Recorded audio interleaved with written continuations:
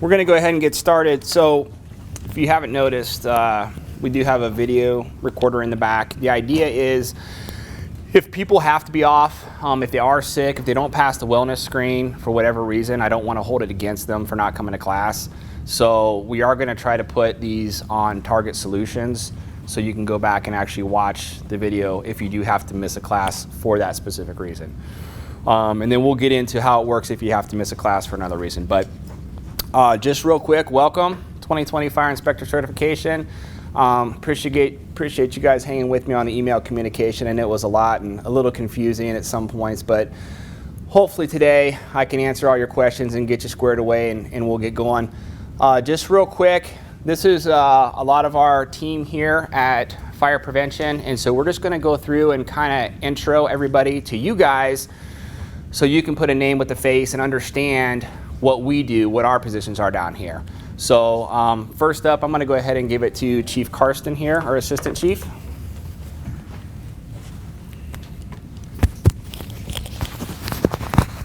Actually, it's going to be quick, so. Did it? It's going to be quick. Good morning, everybody. My name is Mike Karsten. I'm the Assistant Chief over Business Services and Community Risk Reduction. Under that umbrella, that includes fire prevention, fire logistics, IT, technology, accreditation, and community risk reduction. So I kind of got a broad umbrella of responsibilities, but one being fire prevention I'm passionate about. When I came to fire prevention in 2015 as a deputy chief, I got to admit that I was pretty naive about all the great work that occurs that's critical to the safety of the firefighters and the safety of the citizens of the community and those who also visit Tucson.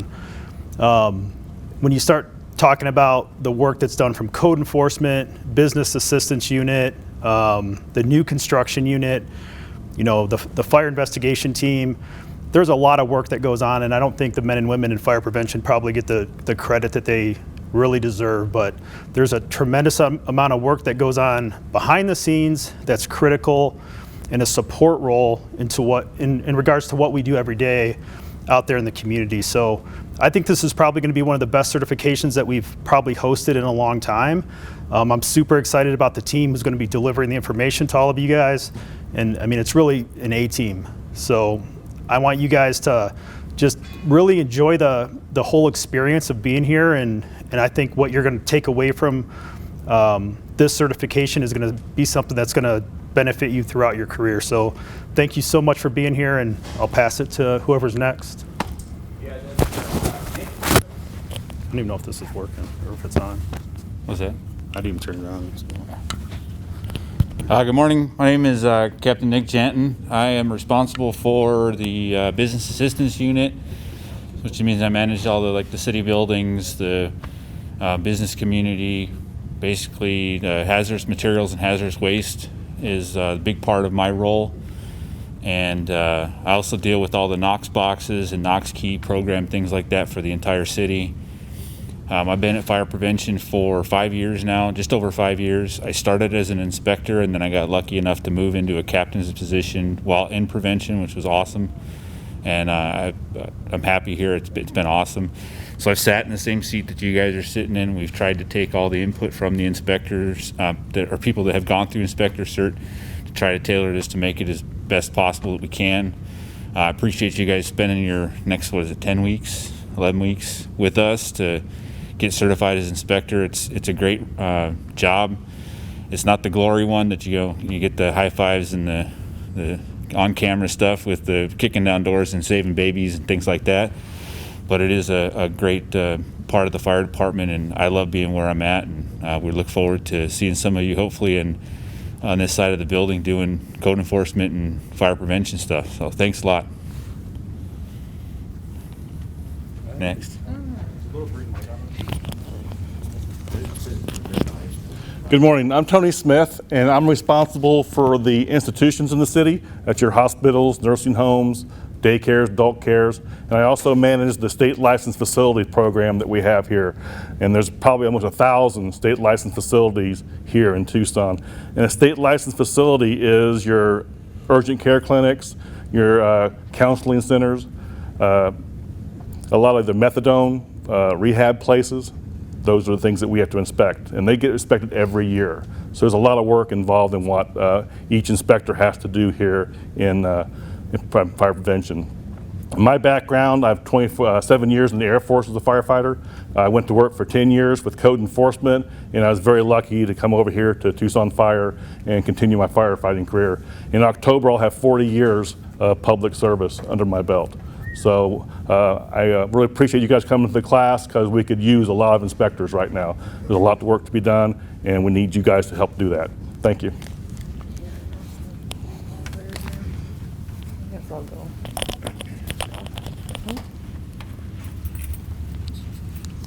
Hi, I'm Jennifer Peel Davis. Just so you know, Tony and I were in the different shirts because we're the civilians. So the gray are the civilians, the blue are the uniform guys. So for those of you that are from other departments in the city, if you'd come over, you'd be the gray shirt instead of the blue shirt. But we're all the same here. I work on the new construction side. I was an inspector here, recently been promoted, so I do all the fire plans exams that come through. So a lot of people, we have contractors that think, oh, it's just sprinklers, it's just alarms, but we actually review every single building that gets built in our jurisdiction. We look at those plans. So for the crews in the field, we look at fire department aerial access, hydrants. I mean, the list of things that we look at in new buildings is just really long. So just another facet of fire prevention. There's the new construction, and then there's the existing construction. And then there's, can you hear me? Okay. And then there's also, like Tony said, the state licensed facilities. So there's lots of facets to us. My background, so I was actually an alarm contractor. If you have alarm questions, everybody comes and asks me. I did that for about 10 years in the industry, and then came to Tucson Fire. You're up. Good morning, everybody. Some of you know me, some of you don't. It's good to see so many faces here. Tell you're massively enthusiastic about what we've got coming up. My name's Jim Cazzo. I've been down in prevention now for just over a year. I'm one of the, well, I'm not one of the junior inspectors anymore. I've already got some tenure down here. I'm Marshal 16 and I'm on Prevention Truck 6. So I work on the code enforcement side of things, which means we answer complaints, we run fire alarm calls, and we respond to issues in the field, as well as doing general inspections. At the moment, the general inspections are being targeted towards a specific occupancy, but prior to that, we were out basically with our own remit, deciding our own hazards within the city and working basically for ourselves to make sure those hazards are safe and mitigated as much as possible. So that's what I was doing. So it's a great job. I came here having been a medic briefly. I didn't come here to get away from being a medic because I hadn't been a medic for long. But so this thing's slightly off-putting. But I wanted to try it out before there was lots of talk about it becoming civilianized and disappearing from commission personnel. So I wanted to make sure I got some experience down here. And I've got to say, it opened my eyes to how much bigger the fire department is than just taking blood pressures and just putting water on the red stuff. It's a big world down here, and it's very different. So if you're looking for a change, and variety is the spice of life, which is what important in this long 25-year career, then this is certainly a job I would recommend thoroughly. Okay, I'm going to hand you over to Jimmy.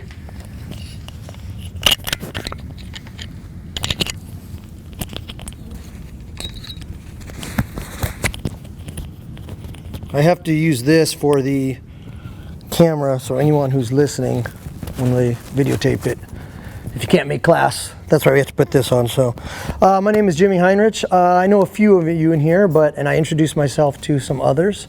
Welcome to the other City of Tucson folk in here. I got a couple responsibilities down here. I do all the above ground and underground storage tanks in the city. So every gas station you see, believe it or not, we inspect. I used to work side by side with Arizona Department of Environmental Quality as far as the environmental aspects of the tanks.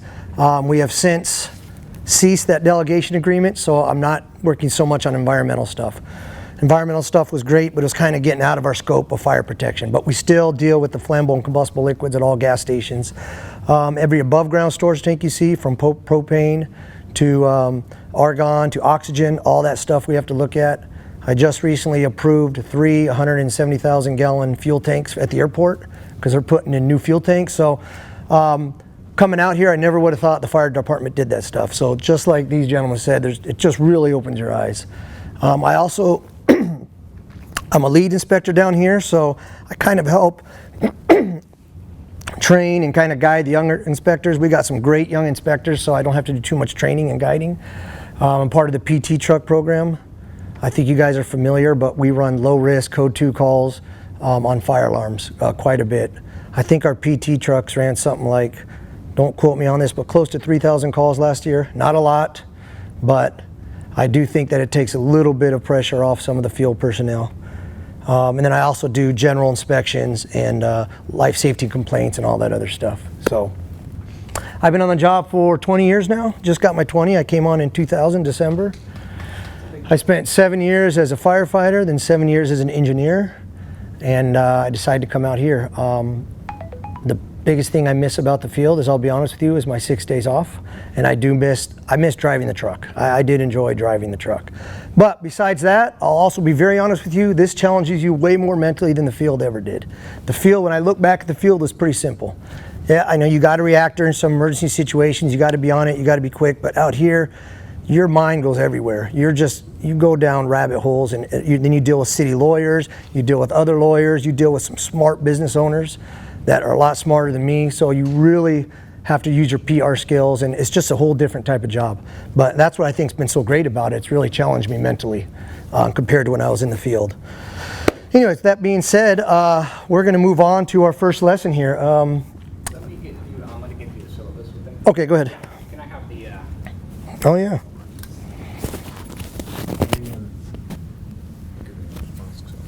Yeah, up here. I'm okay with it, yeah. Okay, so I wanted everybody else to kind of give their intro first, and then I will tell you guys about me briefly. I'm the one that's been communicating with you guys. I'm Captain Karnap. Been on Tucson Fire about 15 years. I've been down here in fire prevention for the last year. I gotta tell you, this has been a welcome change for me. I was on a fire truck for 14 years. I'd always thought about coming to 8 hours to do something a little bit different and see a different side of the fire service and how it works. It was hard for me to pull the trigger, to be honest with you, to actually do it. But since I did, I've been very pleased. I've been very happy. It's like Jimmy was saying, it's very eye-opening. I've learned so much down here. I feel like I'm just scratching the surface of what these guys do and all the responsibilities. So I went through Cert class in 2011, so this is going to be a good refresher for me as well going through this. The learning never stops down here. There's so many different areas that you can get into in fire prevention, whether it's new construction, general inspections, fire investigations, plans review. I mean, it's unlimited what you can do. So for me, I've enjoyed it a lot. The assignment is a 2-year assignment. To be honest, I'll probably stay a little bit longer because I'm having such a good time with it. And the schedule change is nice too, honestly. Working the suppression schedule, as most of you do know, does kind of wear you down. So having a consistent schedule has been really nice as well. As far as what I do, I supervise the prevention truck program, which these two are a part of, and as Jimmy said, he's one of my lead inspectors. He's a huge help for me. Jimmy kind of touched on it, but for you non-city of Tucson fire employees, basically, one of the cool things that we started with our prevention truck program was a hybrid program. So not only do they go out and do their general inspections, but they'll also respond to calls. So they'll go on fires. If they're appreciably closer to a code arrest, a shooting, something like that, a drowning, they can help out with that as well. So it's been a great program. It does, as Jimmy said, help take a little bit of load off the suppression trucks. We run the fire alarms so they don't have to run them if we're in service during the daytime. And then, of course, these guys are going out and doing general inspections too.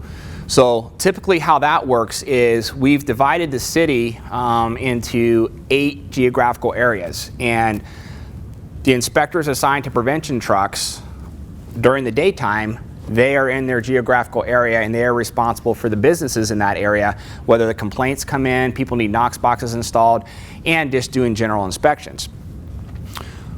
We have shifted our focus to state licensed facilities.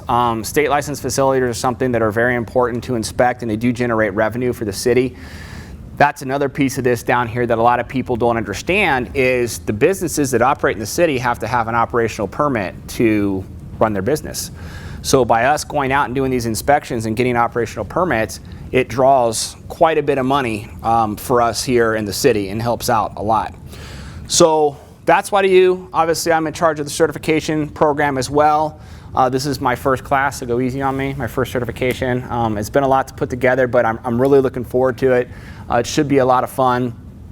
So if you guys are ready, we'll go through the syllabus right now. Do you guys all have the syllabus in front of you? Okay, cool.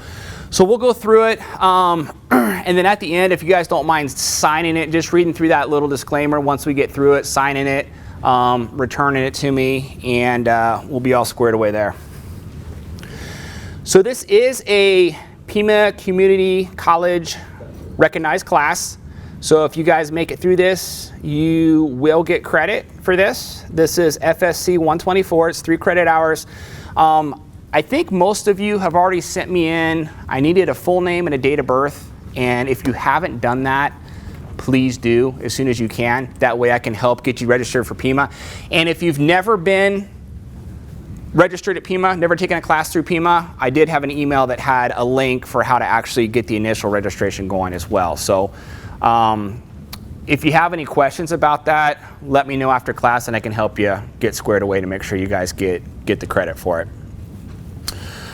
So I'm gonna pull up the syllabus here. We can kind of go through it together. It's got a lot of stuff in it. We're just gonna kind of hit the high notes. Did everybody get squared away? And I'm talking to non-fire department. Vince, I know I talked to you and you couldn't get it yet. Did you did? Okay. Did everybody get squared away with a login for Target Solutions? Does anybody have an issue, I guess I should say, with logging into Target Solutions? Okay. So the nice thing about doing it this way on Target Solutions is you'll have access to all the PowerPoints, the syllabus, anything else relevant that I want to communicate with you guys. If it's not on the email, it will be here in Target Solutions. So you guys will just log in. On the left-hand side, there's a tab that says File Center. You click that, and then once you do, there's a folder at the very top that says 2020 Fire Inspector Certification. It's going to have all of our classes in it, as well as our syllabus. So, and it's actually got the cert calendar too, so I'll pull this up real quick if you guys haven't looked at it already. So the cert calendar basically lines out the specific classes, days of the week, and the instructors that'll be teaching that class. Every class, every week with the exception of one, I believe we have a holiday week in November, classes are Monday, Tuesday, Wednesday, Thursday. So each week we'll give 2 different classes. The first class you can show up on Monday or Tuesday, and then for the second class you can show up Wednesday or Thursday. I just want to make sure that people that aren't with the fire department understand that, because that's how we typically do ours. It's a shift-friendly one, so when we have people that are on shift for a certain day, they can come the other day. That's why we do it that way. Classes start at 8:30. Every morning you'll do just like you did. You'll do the self-temperature check, scan the QR code, go through the wellness screen. If you guys fail any portion of the wellness screen, we don't want you coming in, notify me, and we'll get you squared away with all the class material. That's part of why we're recording this, because I don't want that to be held against you if you miss a class because you're too sick to come in or you fail something on that wellness screen. So that won't be held against you. Just make sure you communicate that with me.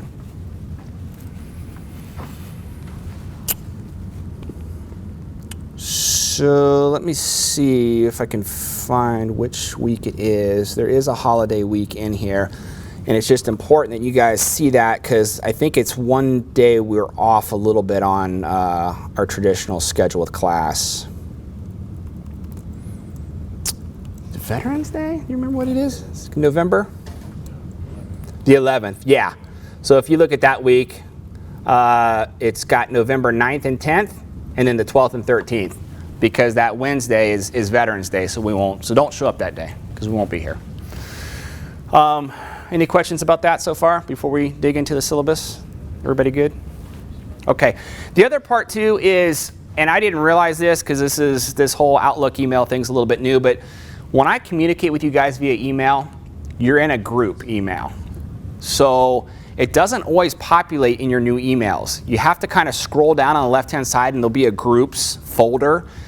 Make sure you're checking that groups folder to actually see if I've sent you something, because I've had things in that group folder that won't show as a new email up top. So it'll say 0, like I've read all my emails, but I'll have something in that groups folder. So just make sure that you guys check in that groups folder in Outlook through your city email, because that's how I'll do all my communications with you.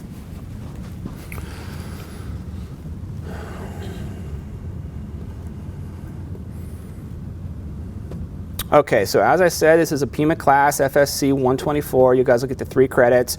If you have any questions about the PIMA side, I'll email you the contact. Her name's Taylor Martinez. So usually PIMA comes out here and helps register everybody, but due to some of the restrictions with COVID, they're not letting them come out. So that's why I'm trying to kind of walk you guys through the registration process. I sent you that link for PIMA, and I've asked for your date of birth. So if you have any issues, we'll get you with Taylor Martinez to kind of help get you registered for the class there.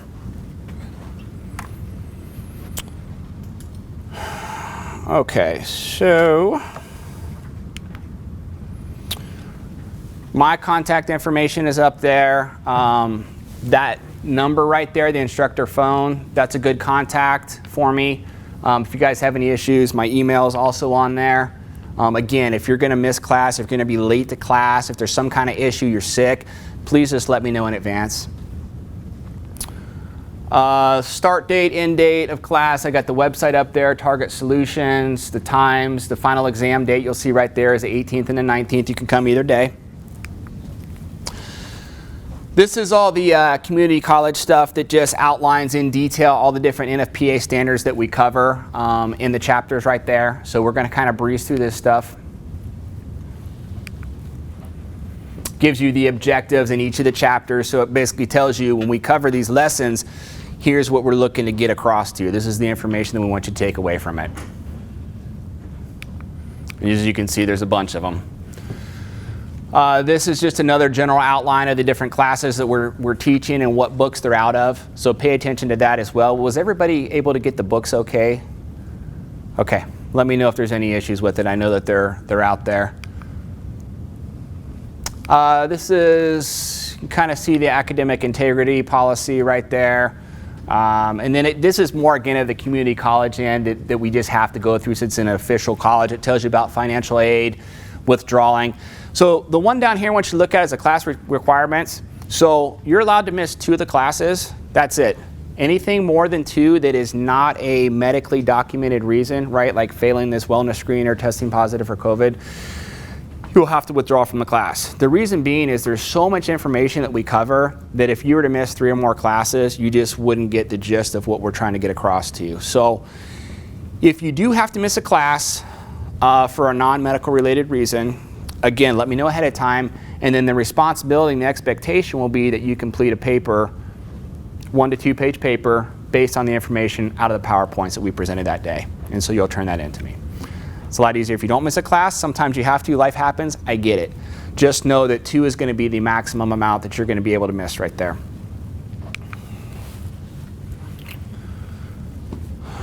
It goes through the ADA, the campus stuff. So if you guys need the bathroom when we use our breaks, the door we entered right there, if you make a right out that door, you'll see there's 1 bathroom right there. You guys are also able to go out this door behind your right shoulder, make a left. You'll walk down that hallway. You'll come across an open area that has a fire truck sitting in it. You keep going past that and you'll see one of these tables. You make a right. It's a little confusing. I feel like I should draw this down. It's like a flow chart, right? And there's bathrooms down there too. I can help you with that as we get to the break. I'll kind of show people where they're at. So bathrooms here, bathrooms there. Everybody got parking okay right out front? Enough spaces for everybody? Okay, cool. Okay, this is another important part here. This kind of tells how the grades are going to be determined in the class. So standard grading percentage scale, and it just shows you right there what constitutes an A, B, C. Don't get to a D or an F. Don't have to worry about that. And then it breaks down how the points are going to be assigned. So I passed out the chapter quizzes for the lessons we're covering today. Every day when you guys come in for a class, there'll be chapter quizzes up there. The idea is, as we go through and we teach that chapter, that you guys are kind of looking at those, kind of trying to figure out some of the answers on break, and at the end of that lesson, we're going to cover those as a group. So the instructors will go through, we'll talk about the questions, we'll call on people, and that's where the participation comes in, where you see the participation points. So just make sure that you guys are engaged in the class. That's what we want to see. I will tell you that those quizzes are very important to the passing of the class. Just going to leave it at that. So make sure that you guys take those seriously. Make sure you have all the correct information, which we'll make sure you do before you get out of here. But again, every day we'll do that. The PowerPoints you guys are going to be on your own for. You can print them off before you come in. You can bring your laptop, access them through Target Solutions. And again, if there's any issues getting those, let me know. They should all be up there. I put them up there in a PowerPoint form and the PDF form because some people were having trouble opening them. So if there's any issue with that still, just let me know. Late work, we kind of talked about that. That's in regards to if you miss a class, having to submit a paper by the next class on what you missed. And again, you'll get that from the PowerPoint, and the video will be on Target Solutions of the actual presentation.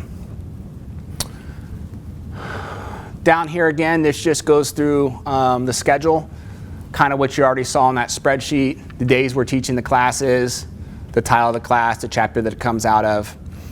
The last thing right there that we're doing is kind of new. At least we haven't done it, I don't think, in the last couple of classes. But after week 2, we're going to assign you guys an inspector to do a 4-hour ride-along with. I think it's good to not only get the actual academic information, but to be able to go out and see the real-world application, to go and ride and see how does it look when you look at, inspect a fire pump or an alarm system, or talking with a contractor. How does this actually translate to what we do on a daily basis? So the expectation will be after week 2, we'll assign you one of our inspectors, give you their contact information. At some point during the class, you'll be expected to reach out to them and set up a ride-along. It's up to you when you want to do it, but you're just going to have to make sure that you get it done, and we'll have a form to document that for you. This is the acknowledgement that we talked about, that you guys received the syllabus, you understand the syllabus, you agree that I can contact you if I need to. If you don't have the student ID number, don't worry about it. If you know it, you can throw it on there. So go ahead and fill that stuff out, and then on the back there is a spot for your signature, and if you have any questions or comments, I'll give you guys a minute if you want to do that right now, and then we'll collect those. So while we're picking those sheets up, a couple other things I want to cover, just general classroom stuff, and I kind of sent it out in the email, and I just wanted to reiterate it. So the expectation when we come here as far as the dress goes is for TFD, either your Class A or business casual is fine, everybody else business casual, just because we are in a professional environment here, and we do want to make sure that we look good. So, and then as far as I'm good if you guys have drinks, if you guys have little snacks, just make sure to try to not disrupt the class. I get it, I've been there, you get hungry, you get thirsty, I don't have any issue with that whatsoever. We'll try to be good about giving you guys regular bathroom breaks, because I know some of these days are kind of long, but if you just need a break, or you need to go to the bathroom, or if you need to take a phone call, feel free. Just try not to disrupt too often. Please make sure that you guys do have your cell phones either on vibrate or silence. You don't want to be that person, that guy or that gal that everybody looks at. It's like, ugh. So,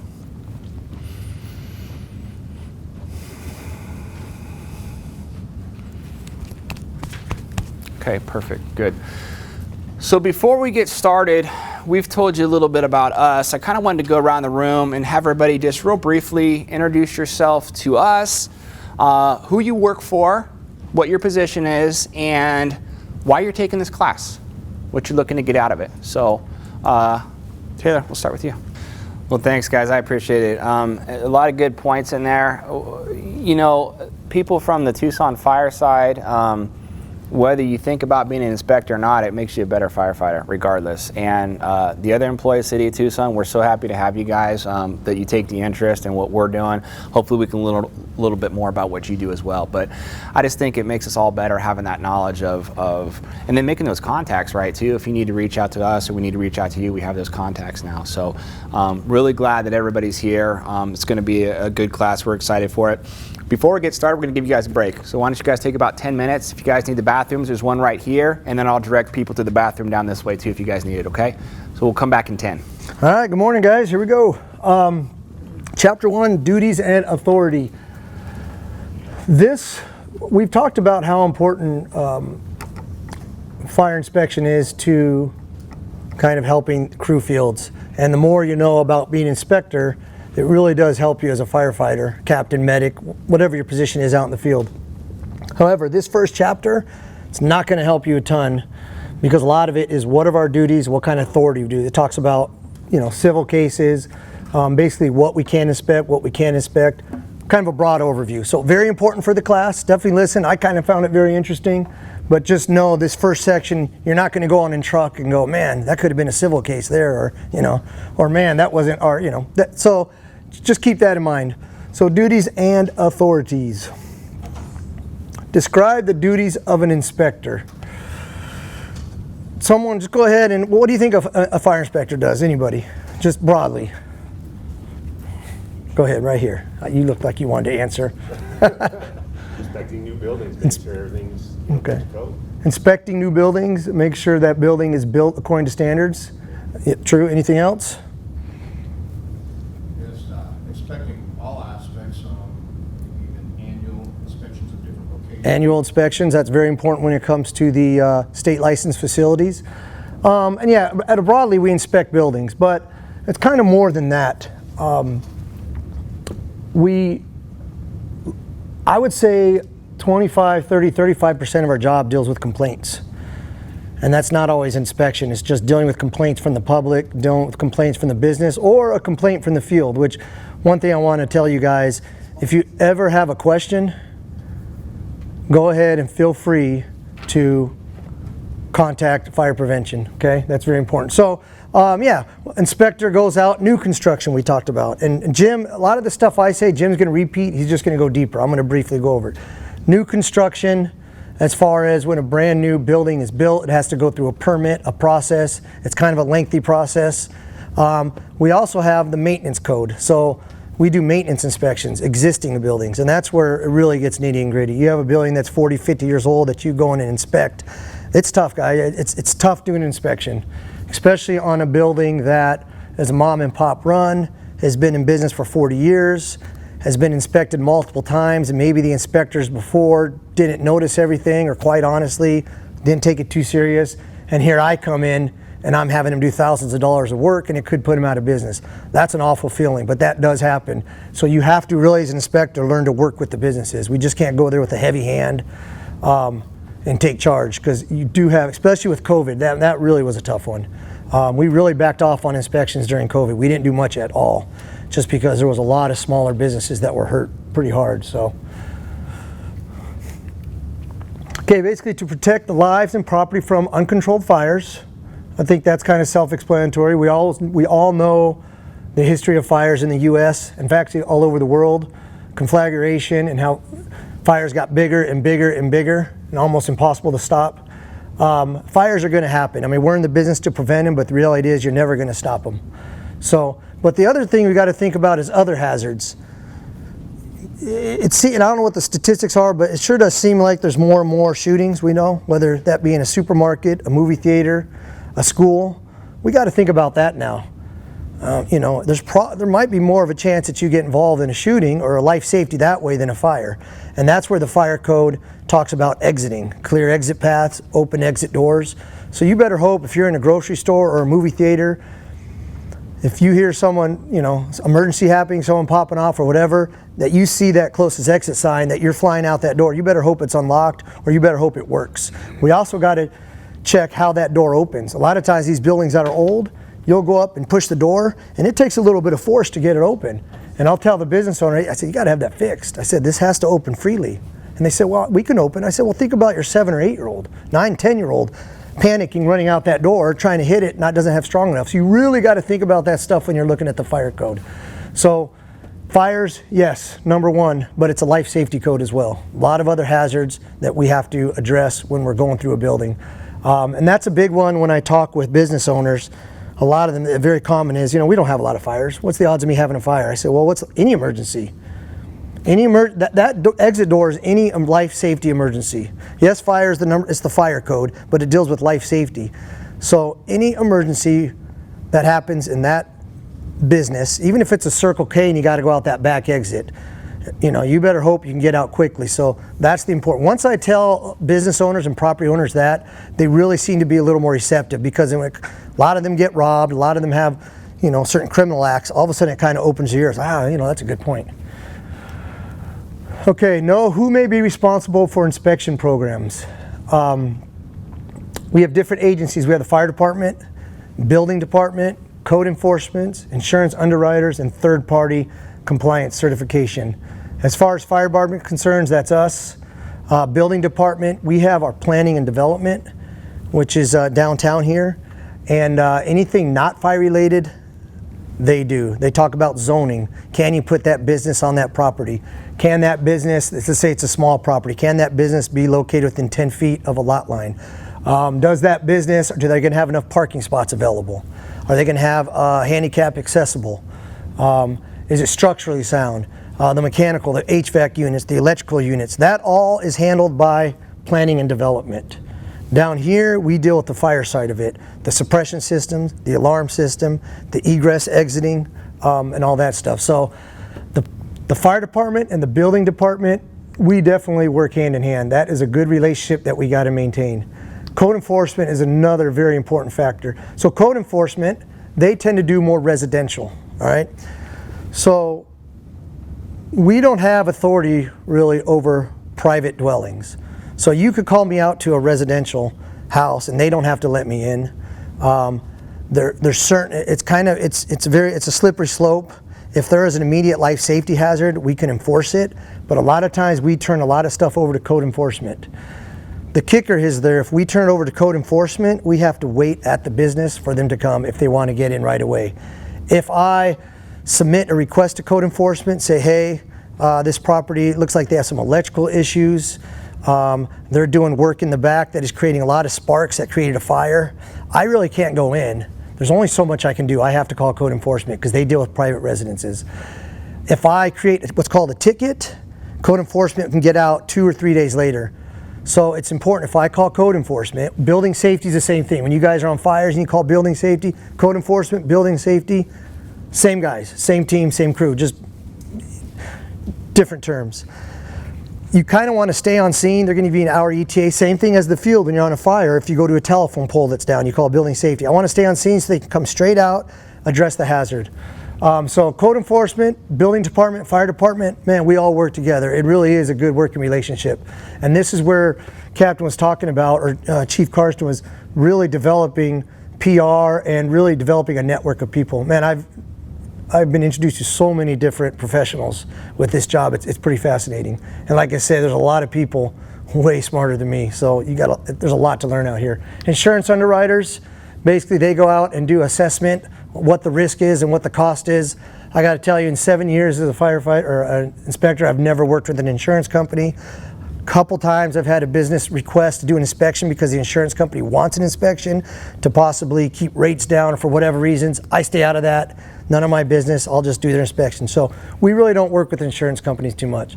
Third-party compliance certification.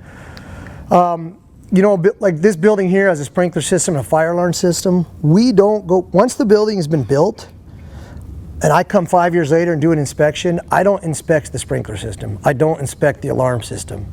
That's out of my scope, and I'm not certified, or I don't have the knowledge to do that. I can do some basic things like, hey, is the sprinkler head covered? Is the valve turned off? Is there a trouble mode on the system? Those basic maintenance, but the actual system, whether it's operating correctly, that's where I have to go to rely on a third party. So there's a bunch of third party companies, Western States Fire, Allen Fire Protection, Wildcat Fire. These companies will come out annually and they inspect the system. They look at each head, they make sure each head is the appropriate head for the hazard in the building. They check the pressure on the system. They do that thorough inspection. We rely on them as a jurisdiction to provide us with that information. So I mean, there's thousands and thousands of buildings. So anytime we do an inspection, I'll ask the property rep or business owner, hey, can I get a copy of your latest fire inspection alarm report or sprinkler report? And they are required to give that to me. We also have a system to where these third-party contractors also submit all of their documents and their findings to us, so we can get on a website and look at that. So Inspector 1, that's what we're all here for. We need to understand our assigned duties, know the applicable building code provisions, know how building code provisions relate to one another, and be aware of their authority.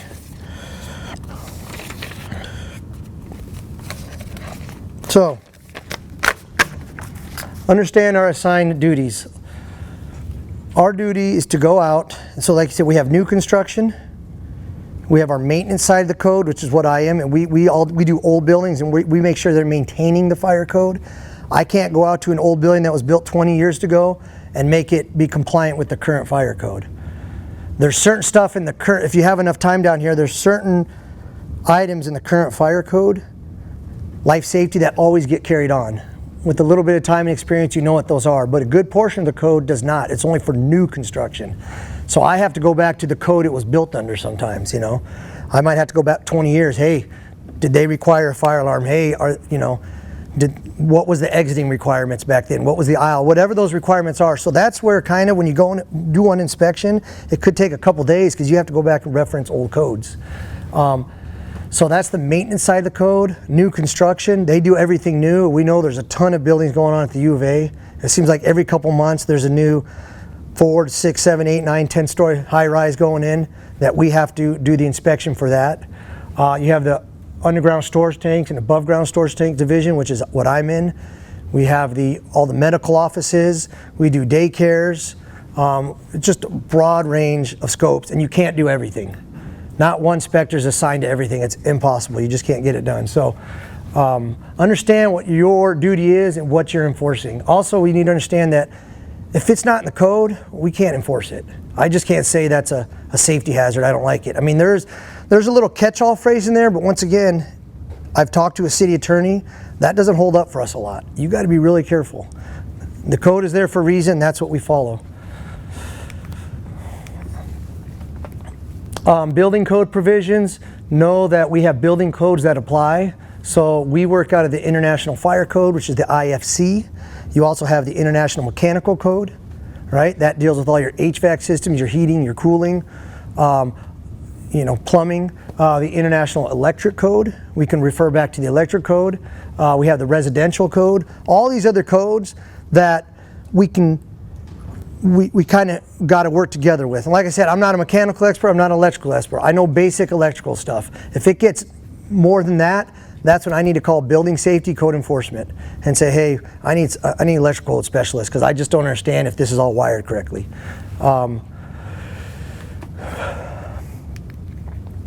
Okay, familiarize yourself with all legal resources that impact your duty, include state, provincial, and local statutes.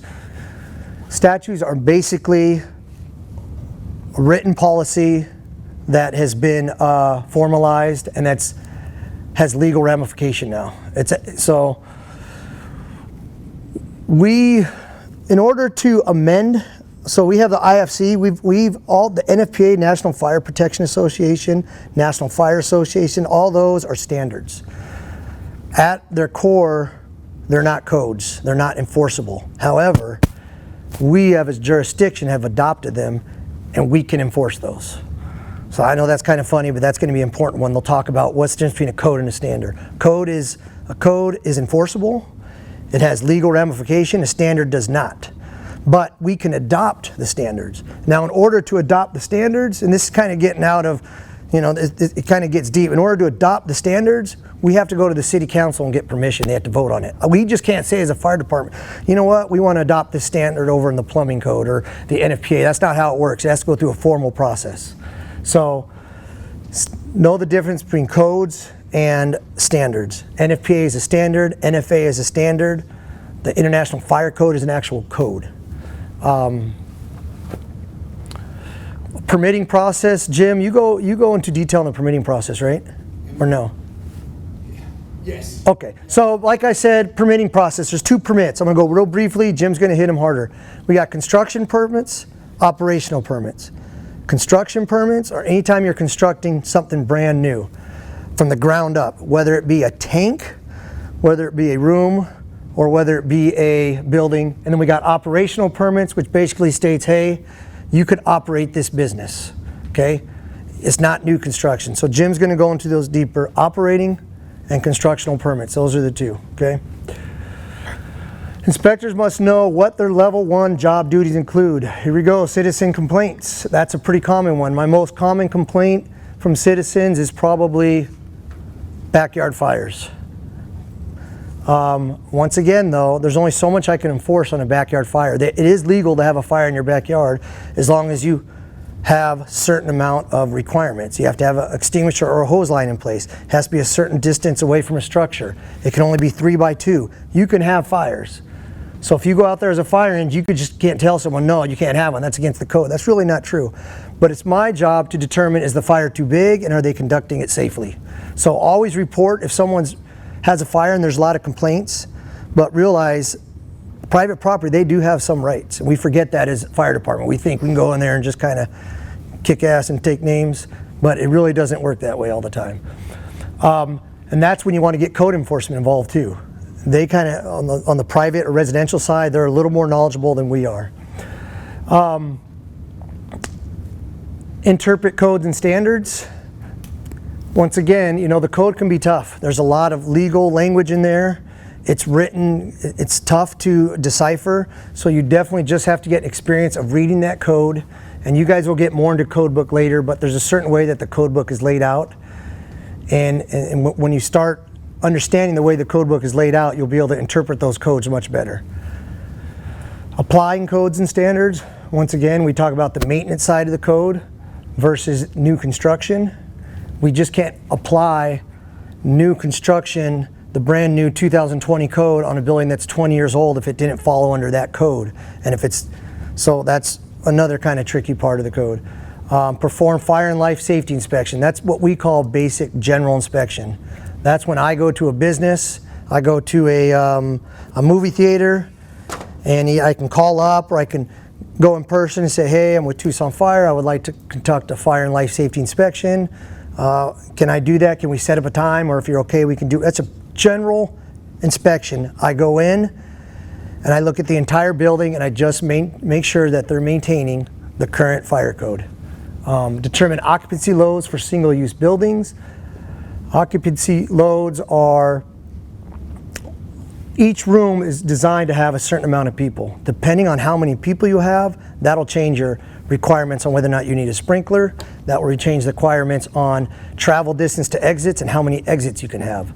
So once again, I might go into an old building and they only have one exit, but when was that building built? Does it have to meet the new code or the code that was, 30 years ago? But some of the codes, like sprinklers have changed, but exiting, a lot of that stuff has maintained the same for a long time. Participate in legal proceedings. I've participated in one citation process.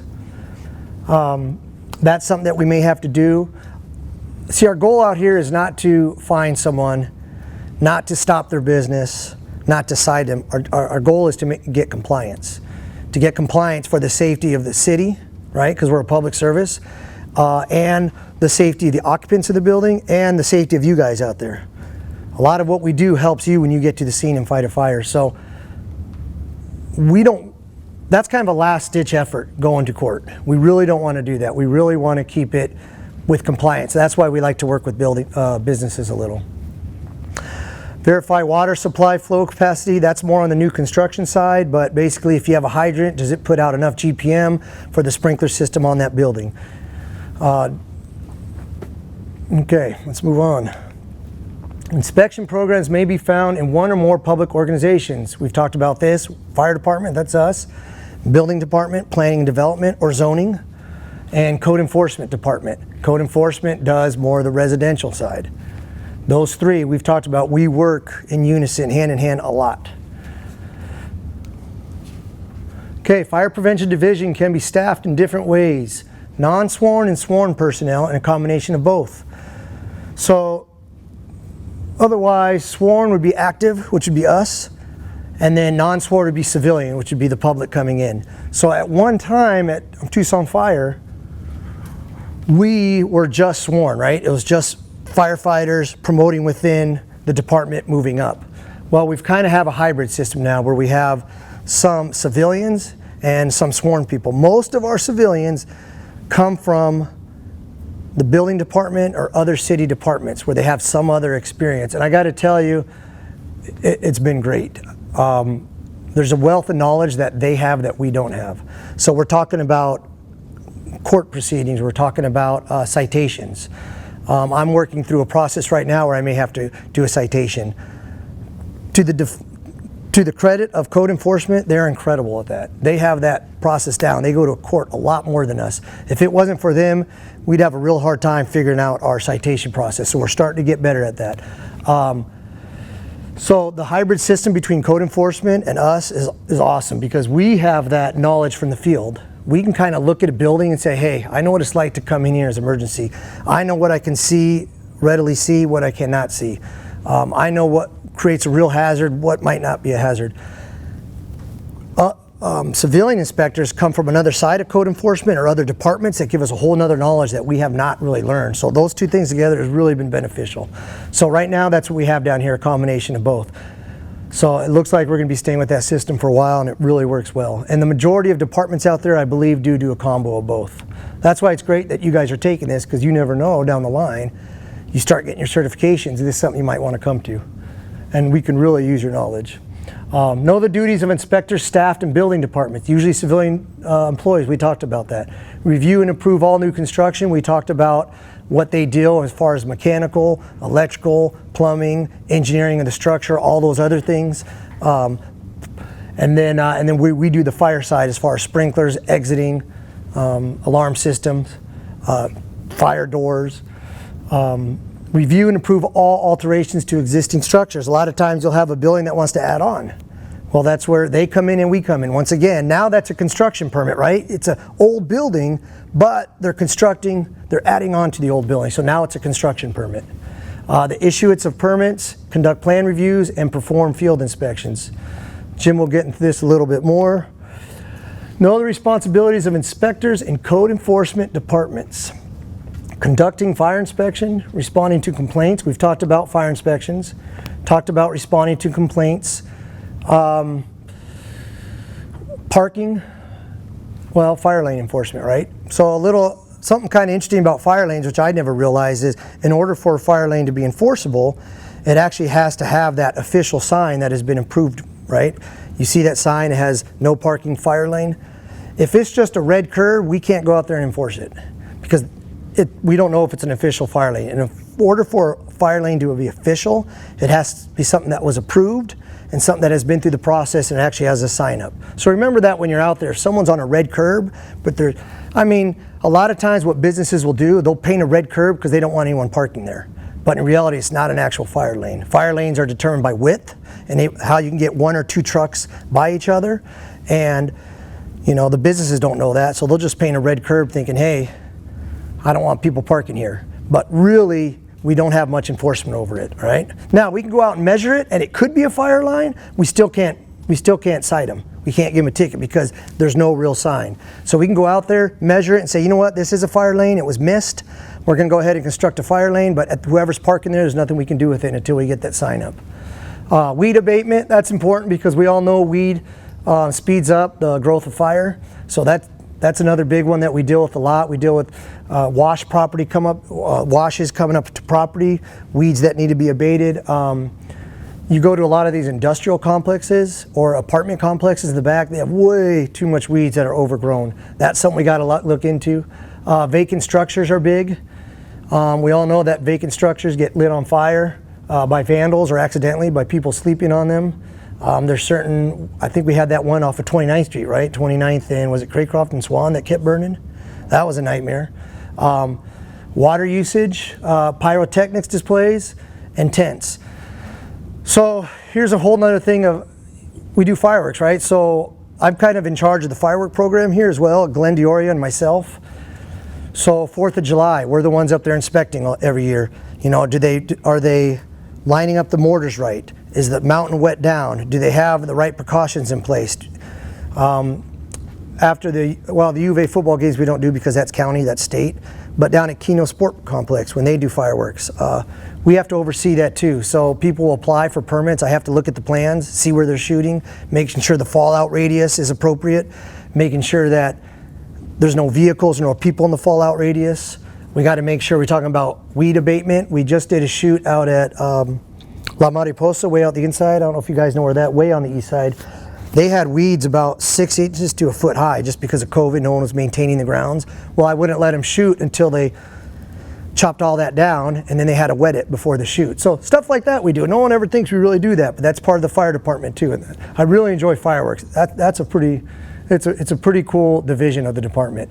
Tents. Glenn DeOria is our guy who does all our tents and special events. All these tents you see around town, they have to have certain weights. They have to be staked down, or they have to have 55-gallon drums with water. They have to be solid. They have to have their exiting, no smoking. You'd be surprised if you don't stake down tents. One wind gust, that tent goes flying into the street, hits a car, that car veers off, creates an accident. That has nothing to do with fire, right? It's all life safety. So that's another portion of fire prevention that we do that I never knew we did when we were out in the field. 4th Avenue Street Fair, we have to inspect all those tents. We have to inspect all the cooking arrangements out there. Star Pass has a lot of events. We have to go up there. The chili cook-off, we have to inspect our own fire departments to make sure they're doing things right. All that is part of fire department responsibilities. So it really is a broad department. And I think you guys can see now, coming out here, how much more I've had to learn than I was in the field. Now, you know, there's certain things in the field that are difficult as well, especially under duress. But your knowledge expansion out in inspection, it's broad and it's big. Duties of third-party inspectors are similar to those of public inspectors, not limited to the public sector, perform plan reviews, conduct inspections, and employed by third-party inspection services. Just like we discussed, you may have a fire alarm contractor that goes out and inspects a fire alarm system. You have a sprinkler company that goes out and inspects a sprinkler system. And just like it says, at times, there's third-party inspectors who work for insurances. Businesses will hire them too to come out and look. Like, I've never dealt with an insurance inspector. I've never dealt with any of that, so I don't have a ton of knowledge on it, but it does happen. We just don't get involved in it too much. Private fire safety inspectors usually work for insurance companies. We talked about that. Function as risk assessors for insurance companies. What is the risk? How much would it cost to cover this risk? Really none of our business. That's kind of a thing between the insurance company and them. Scope and power varies widely. Insurance company dictate the relationships between the inspector and the business. The insurance company dictates their policies and procedures, and they need a good relationship with the public sector inspectors. Definitely imagine that is true, but once again, I have never worked with an insurance inspector. I've only had a handful of time where I've had a business say, hey, I need an inspection because my insurance company is requiring it.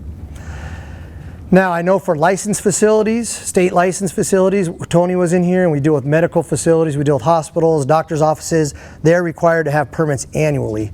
So he probably deals with a lot of other private inspectors that I do not deal with. So when he gives his class, that'll be good to kind of pry into his mind and see what those duties are. Okay, be aware of training and certification options. Minimum level of training, AHJ, which is authority having jurisdiction. That's us. We are the authority having jurisdiction, which means this is our jurisdiction. We have the authority over it. If you go to Phoenix, Phoenix Fire is the AHJ of Phoenix city limits. Glendale Fire is the AHJ of Glendale city limits. So that's important because when we go to the University of Arizona, that's state property. That is not our authority. I cannot go in and conduct inspections at the U of A.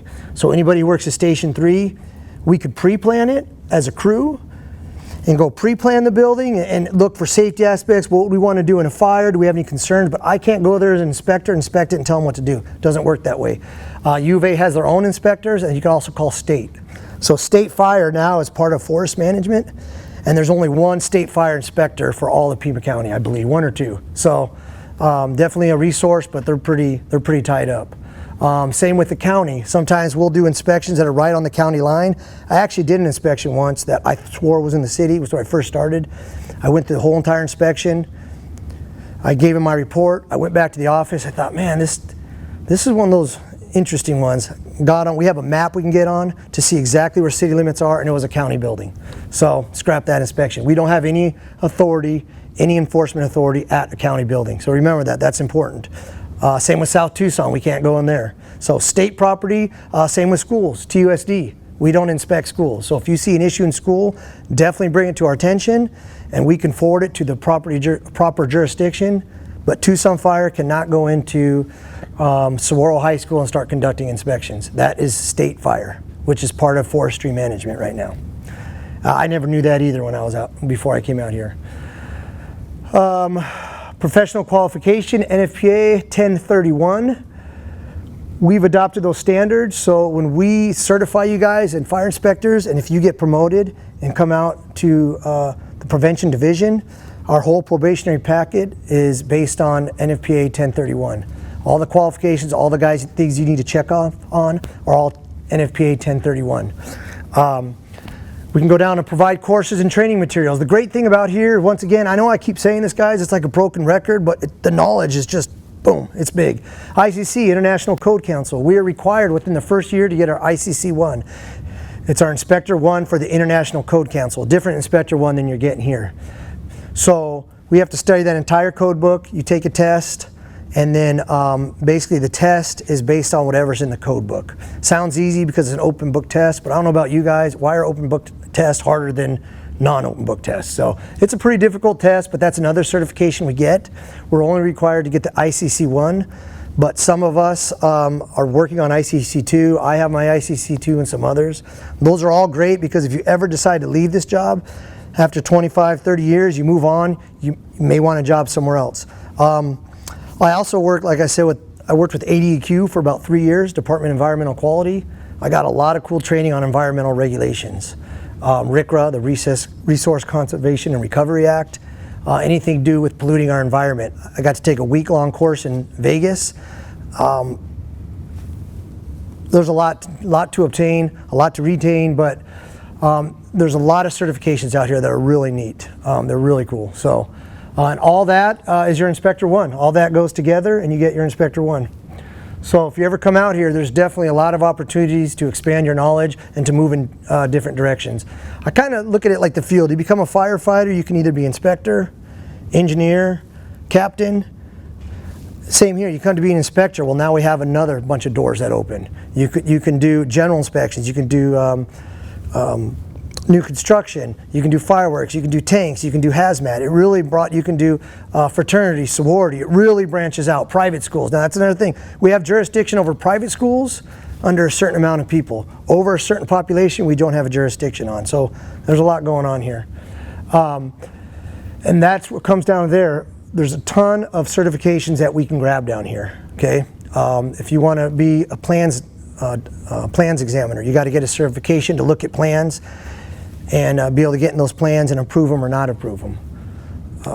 The possibilities are endless. Several types of courses that are available to inspectors: report writing, verbal communication skills, ethics, principles of code enforcement, personnel issues, public speaking. Come to public speaking. I remember when I was in the field, you had to deal with the public a lot, but I didn't realize coming out here, my gosh, that's all we do. Put out fires, learn to talk to the public. And the thing about it is you're not with a crew of 3 other people.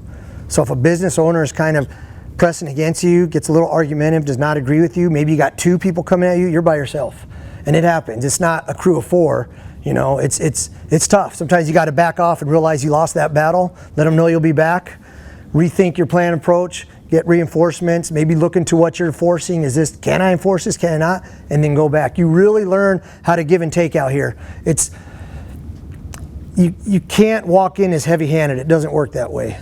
They'll get a lot of pushback. So you really learn to deal with the public for their perspective. You're trying to teach them your perspective on life safety, on protecting you guys in the field and protecting them as a business. So that public speaking, or in general, just talking with businesses and talking to different property owners, it's good. I've had to talk to attorneys, and half the time I don't understand what they're saying, so I've learned a lot just from listening to them talk and how they talk that I never would have learned before. Stress management, you know, same as a field. You guys, I was there for 15 years. It's stressful out there. It's stressful out there, so same thing. Case development, evidentiary procedures, and courtroom presentations. So now we're getting into kind of course. So know the categories of fire and life safety inspections. So we've talked about that. Routine life safety inspections, permits, we talked about permits, talked about complaint response, and intimate hazards. Basically, those are life safety hazards that we think we need to address right away, right? I know I've been babbling here for a while. Do we have any questions about kind of what our duties are out here? Do I even make sense at all? Okay, all right, no questions, then we'll move on. Let's talk about imminent hazards real quick though. If I see a hazard as a business that I think I need to address right away, I have the authority to try and do that. But just remember, if a business owner or even a resident, let's say I get a complaint from someone saying that they're burning in the backyard, it's dangerous. If they don't want me in, they have every right to say that. I cannot barge in. If I somehow make my way in, most of that will be dropped in court. It's inadmissible. 1 or 2 times in 7 years, I had someone not want me to come in. And all I do is say, I understand you have that right, but eventually I need to get in here. So can we schedule a time? And usually they'll schedule a time for me to come back, probably so they can fix something, or maybe they're just, hey, think if you were a business, if the fire department came in right away, hey, I want to inspect the building. Hey, this is my business. Why would you just want to inspect? You know what I mean? It's kind of, so you got to see where they're coming from. So if that's the case, then we have to obtain a warrant. We have a form that we can obtain a warrant with. We fill out that form, that gets forwarded to the city attorney, which is MJ Raciti for us. The city attorney looks it over. You have a case, do you not have a case? Okay. From there it goes to the magistrate or the judge, and the judge approves it, comes back to us. Then we have to get TPD involved, and TPD has to go with us. I cannot go with a warrant, say, hey, I'm serving you a warrant. It just doesn't work that way. I have to have the police department. Never had to do a warrant. I've always been able to talk with the business owner and figure something out. So I've never had to do a warrant, but if we do, that's the case. We haven't done a warrant in a long time. If 99.9% of the time, you can talk with the business owner and get done what you need to get done. You really can. It's all about, you just learn those skills on how to talk with them. We've talked about new construction, change in occupancy. Let's say you were a assembly, which would be, an assembly is anything over 50 people that serves drinks and kind of for socializing. So Buffalo Wild Wings is assembly. Let's say they closed, and then now a med tech urgent care came in. That's a change of occupancy, whole new set of standards that they got to go to. So they have to submit a permit to change that occupancy and get approved. Owner occupant request, occasionally, it doesn't happen much, guys, I'm gonna tell you, you'll get a call saying, hey, will you inspect my building? It doesn't happen that often. Nobody wants to be inspected. Memorandums of understanding. MOU, the important thing here is realize it's not policy. It hasn't been adopted. It hasn't been approved by city council or any kind of legal issues. It's just kind of the first step for an understanding. This is kind of what we're agreeing on. It's kind of like a handshake. All right, this should be easy after I babble for a while. What are the categories of fire and life safety inspections that inspectors may be authorized to perform? Let's see if we can do 5. Go ahead, 1. What may I have to inspect? Pyrotechnics. Pyrotechnics, I gotta verify that if they're gonna shoot off fireworks, that they're done safely. Five Finger Death Punch came to concert about 6 months ago. I was the inspector on that one. I had to approve their flame effects. They had some pretty cool flame effects. That fire's flying out. The problem is the fire was hitting this structure that I just was not comfortable with. So there as an inspector, I say, listen, I know you got grade flame effects, can you dial that down a little? So they were able to dial it down to where it came within like 3 to 4 feet of that item, because we just don't want that catching on fire. That's kind of stuff that we got to do. So pyrotechnics, there you go. What's another thing another category that I might have to go inspect? Tents, special events. Tents are big. Those things fly up, hit someone in the head, they can kill someone. That's a big life safety issue. What else? Storage tanks? Storage tanks, there we go. So if you want to put an LP tank, liquefied petroleum gas, LPG, that permit will come to me. I will look at it, I'll make sure that they have all the safety requirements on the tank, and I will approve it or not approve it. So once again, new construction, storage tanks. One more. Hazardous materials, that's a big one. Right now, Nick Janton is our business assistance captain. He deals with all the hazmat in the city. We have Jesus Silva. He goes around. Here's another thing that we do. Those big barrels in the back that that when you guys use your dry Zorb or whatever you guys are using out there now, Magic Zorb, and there's gasoline on it, you have to label it. You throw it into that bin. Jesus comes by, I think once a month, or maybe, I don't remember, and he picks that up, and that has to be properly discarded. That's all waste from the city of Tucson. We have to properly discard our waste. Wildcat dumping, if you're dropping off flammable liquids or used motor oil on the side of the street, believe it or not, we have to go pick that up too. Tim Gard is starting our hazmat inspections. He's going into some pretty crazy buildings with some, he's been to a building where Raytheon is building missiles with some pretty serious chemicals. These buildings haven't been inspected in years. I mean, there's thousands and thousands of buildings, and we got like 15 inspectors or 20 maybe to do it. So we're doing the best we can, but there you go, hazardous materials. New construction, maintenance code. These are all things we inspect. So you guys got it, man. Okay, learning objective 2, describe the legal guidelines for inspections. Okay, inspectors need to know, do we need a break or are we good? Break, 5-minute break. Okay, be back at, that clock says 10:08, 10:13. All right, guys, here we go. Some more excitement. I apologize, this stuff is real dry. As the cert goes on, it's going to be more specific. It's going to be narrowed down. It's going to be a lot better. This is just broad duties and responsibilities of fire inspectors. So, and I promise you this, if you ever get out to be an inspector, it's not as boring as this sounds. I mean, for me, I said this like 10 times. It just really has challenged my mind, which has been cool because I love being an engineer. It was a good spot. I liked the truck. I enjoyed driving the calls, but quite honestly, I got a little bored after 7 years of the engineer position. Never was really fascinated in the medic position. I think those guys are awesome. I respect them a lot, but it wasn't my gig. And I came out here and bing, eyes opened up, and I really like it. So I did go through the captain cert process. I did do the promotional about 3 years ago. It was my first time. Just missed it. Didn't quite score well enough. But I knew after then I was good. I didn't, and I'll probably be out here for another 10 years before I retire. But you never know, things change.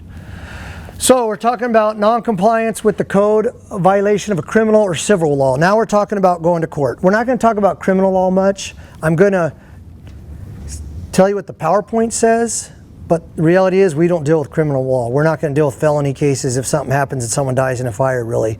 I mean, we might be called to testify, something like that, but if that happens, you're going to be working with the attorney, you're going to be working with chiefs and a lot of other people to dial yourself in. You're not going to be alone going through it. So just realize, I guess that could be a possibility. I've never heard of it happening here. I've been involved with one civil or one lawsuit, citation process. I may be having another one come up. So what process has been employed to attempt to achieve compliance? So in a nutshell, you go to do a general inspection.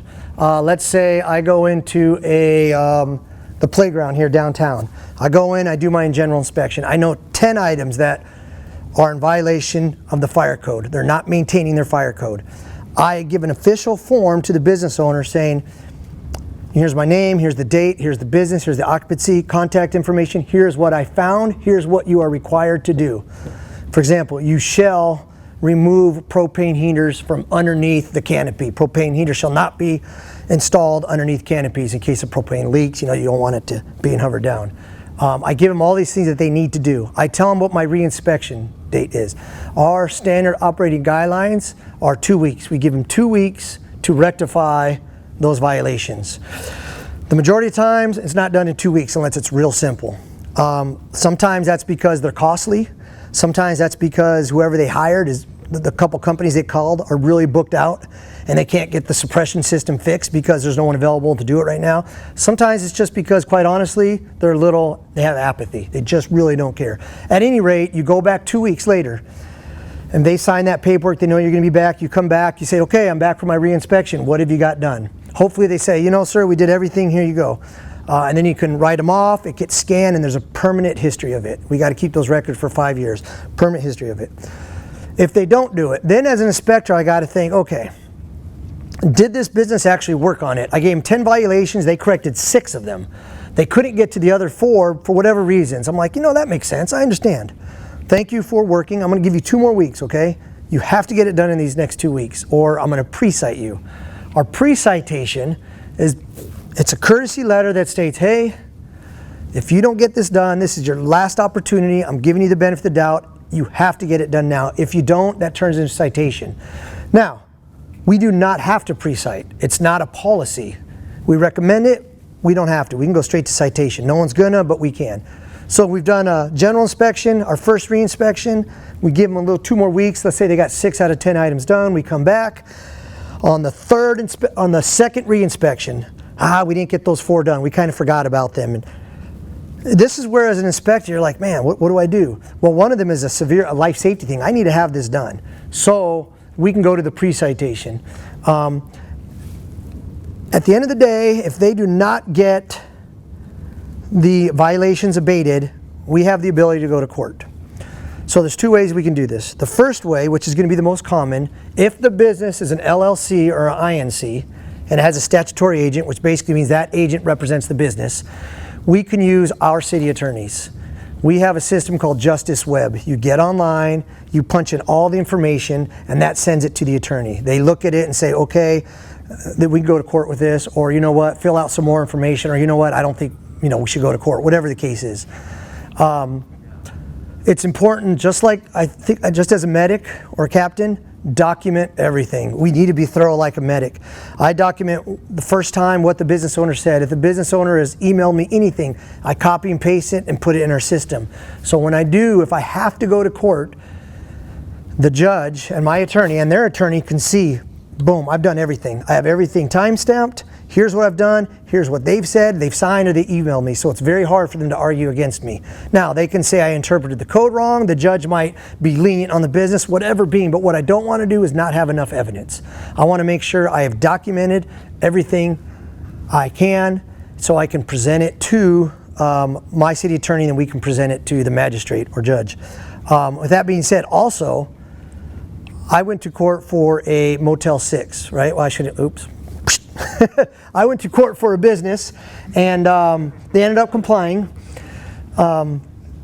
But it took a while to get to court. It was like a year later. So I recalled a lot of events, but I didn't know them exactly. Just like if you're called back out in the field, you might have went on to a call a year ago. Well, you don't remember everything about that call. So it's important to have that log of the history so you know it can refresh your brain and kind of remind you of what happened, and then you can clearly state what you did and what was not done and what you're requesting, right?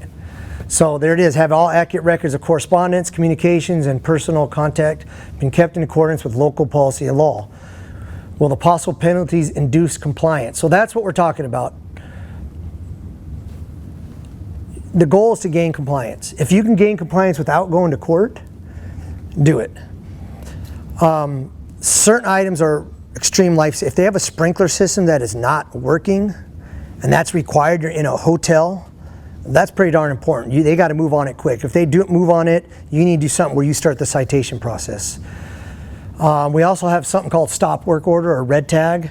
If it comes to the point, you can red tag a system. So if I'm at a gas station and a pump is leaking and there's an environmental hazard as well as a fire hazard from vapors, I can shut down that pump. It's called a red tag, stop work order. Listen, you guys cannot use this pump until you get it fixed. That's a real effective way of having them come compliant. These are extreme measures. They don't happen that often, by the way. But your job is gain compliance so that the business can be safe for the city, safe for the occupants, and safe for the firefighters that are going to respond to emergencies, right? The other thing is, if the business, the other way we can go through a citation, if the business, the first one is if it's an LLC or INC. If it's not, if it's individually owned, there's no entity to it. Now our district attorney will not represent us. We have to go through our own citation process, Tucson Fires. At this moment, we are developing our citation process, okay? So we don't really have that right now.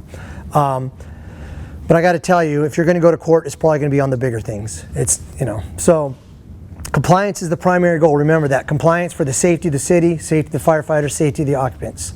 However, stronger measures are sometimes needed. I think we all understand that. Become familiar with the concept of due process. Basically, due process is everyone has a right to their day in the court. They have a right to defend themselves. It's not like what I say goes. I go to court, I tell you you're wrong on this, do this. It's not automatic. They have a right to defend themselves, to come up with their attorney, just like law in general, right? They have a right to defend themselves, and they don't have to testify against themselves either. So, okay, we talked about this. You have your notification, follow-up inspection, and then your sanctions. Citation, complaints. We don't have a fine system right now. We are working on that. That's going to help us a lot, but we do have a citation process. We have stop work orders. We talked about that. We also call them red tags because we put a red tag on the system. We go to a restaurant that's cooking. They don't have nozzle coverage over the fryer. We know that what they're cooking with that oil is very flammable, all the grease. They don't have a nozzle protection over there, which is a suppression system over their fryer. I can red tag and turn off the power to that fryer, so you cannot use that fryer until you get nozzle protection. That's another great way. Usually when you do that, it's costing the business, it could cost them a little business, or it makes business harder to work with. It's harder for them to deal with business when they're shut down one fryer. They get on it pretty quick, okay? That's a lot easier than going to court. And then prosecution is if they fail to correct the issue and it's time to go to court, that's what we do here. And our city attorney will guide us through that process. You know, we're not experts in law. There's certain things that we have to know how to speak, how to present stuff. We got to be brief, we got to be quick, we got to sound professional. And Inspector 1 should understand the prosecution process, evidence presented and defense arguments made. Basically, the magistrate or the judge, they will hear both sides and then he'll make a decision. In the case with mine, the judge actually gave the business more time. The judge says, you know what? I'm going to give you, I think it was 60 more days.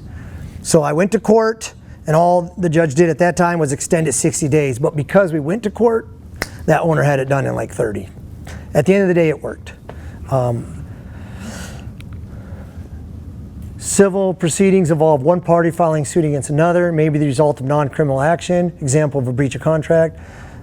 Bench trial, judge determines the outcome, jury trial. I've never heard of or known anyone that has been in a jury trial when it comes to a large criminal case. I'm not saying it's not possible, it's just, I'll be honest with you, I don't know a ton about it. I don't think there's going to be a really quite a lot of questions about that on your test. Remember, look at those quizzes, those are important. Criminal proceedings can involve various steps according to jurisdiction. Alleged crime occurs, investigation, probable cause, arrest warrant, indictment, criminal proceedings, bench trial, jury trial, and punishment. There are generally 3 types of criminal violations: summary offenses, misdemeanors, and felonies. I think we know that a misdemeanor is less than a felony, and we got our minor infractions over here, which is the least. I'd imagine if there's a fire and there's possibly a death, that could go criminal. I don't know if our arson, when they have our arson casts, our fire investigators, they probably know a little bit more about the criminal aspect of it. Records gathered during inspection, digital recordings, paper notes, photographs, inspection forms. Photographs are huge, guys. If you know that you may be going to court, start taking pictures of the violations. If it's a panel, the alarm panel, it has all these troubles all over it. It's blinking red, it's not working. I'm gonna take a picture of that panel. So if I ever have to go to the judge and my city attorney, I have pictures. Judges, they love pictures because, you know, they're not professionals in this. They're relying on us. I show them a picture. I can show them a fire hydrant. If a fire hydrant has been blocked by a fence, they put up a fence because it's private property. They don't want no one coming on. They won't remove the fence. I can take a picture of the fire hydrant, show the judge, here's the property. What I'll do is take a picture of the fire hydrant, for example, take a step back, the fire hydrant and the property, and then the address involved. So they can, the judge knows, hey, here's our suggestion, here's the violation, here's a little bigger picture, and then here's the building address, so they can see all 3. Photographs are big. Inspection forms, everything you write down, every email I get, I copy and paste that and put it into what we call our fire reporting system that you guys have, but we have it from an inspection and prevention standpoint. Digital recordings, I don't have any of those, but paper is the same as inspection forms, and any notes that you have, anything that can deal with that inspection, keep that stuff. If you think there's a possibility you may be going further into court. Okay, violations are given several time frames for abatement. Here we have 30 and 60. Remember those 2 days because they're on this PowerPoint, but for us, our SOG is 2 weeks. That doesn't mean I have to. That's kind of our guideline. That's what we go by. I can give them, if I go there and it's going to cost quite a bit of money, quite a bit of time, I'm going to extend that out. But we do 2 weeks. That's kind of how we do our increments. It's not set in standard, but that's kind of how Tucson Fire does it. And then immediately for severe hazards. Any idea of what kind of severe hazard do you think as inspector, if I walked in, I'm going to require them right away to abate it? Blocked exit, that's huge. That's an easy one, but there's a lot of them. I've had them on circle kit, dang it. Block exits are huge. All right, inspectors must know the legal requirements for entering premises. Hazards in plain sight may be recorded. Man, I'm laughing at myself now, guys.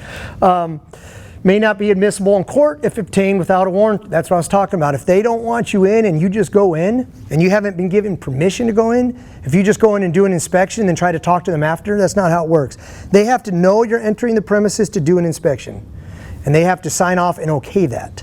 If not, and you just walked in and you have no warrant, there's a chance, pretty darn good chance, it's going to be inadmissible. That's important. Schedule a visit, or I'll show up and I'll say, hey, can I talk to the property rep or the manager on duty? Sure, I talk to them, I tell them what I'm doing. Would you mind if I do that inspection? No, go ahead. Will you walk with me? Yeah, I'll go ahead and walk with me. That way I can kind of teach them what I'm looking at, why I'm looking at it. They've already given me the permission, and then they'll sign the report at the end. Do not walk in, do an inspection, and then ask for the property rep and try to get them to sign it. That's not the way it works. Inspectors are always considered to be part of the prosecution on the side of the state. That's us, authority having jurisdiction, presenting fire codes as it applied locally. We assist the prosecuting attorney because they're going to rely on us because we're experts in the field, not them. They will present our case. They will help. We'll have to testify too, but we're the ones going to be giving them the information. Provides information on fire ordinances, technical terms, and facts, and present an unbiased testimony. You need to just give the facts. Try not to get emotion involved, even if you're frustrated with the business or for whatever reason, there's something about that business you're not big on. You can't have that affect you at all. You have to have an unbiased testimony. Inspectors need to be familiar with common types of court proceedings. Preliminary hearing, that's basically the city court will mail a preliminary hearing date to the business. They have to show up just to basically sit in front of the judge and saying, yes, this is going to court. We're getting issued a citation. We have to agree on what it's for, and then they come back and set the actual date when you actually go in and talk it over. Okay, takes place for a judge. Prosecutors establish a crime has been committed. Well, I shouldn't say a crime is committed. Violation has been committed. If successful, the accused is bound over for trial. Then we go to our actual date where the judge will actually listen to both sides and make a decision. Inspectors should be familiar with courtroom procedures and behavior. Review and provide all files and notes before court. Review everything that you've written down, everything you've taken a picture of. Know your stuff before you go in. Stick to the facts, like I said. Remain impartial, very important. Don't volunteer information, only give it if you're asked. Be brief, factual, and truthful. If you don't know the answer, say, I don't know. And anticipate personal attacks and challenges. The one time I went, there was no personal attacks. It wasn't anything like a TV. It was actually pretty laid back.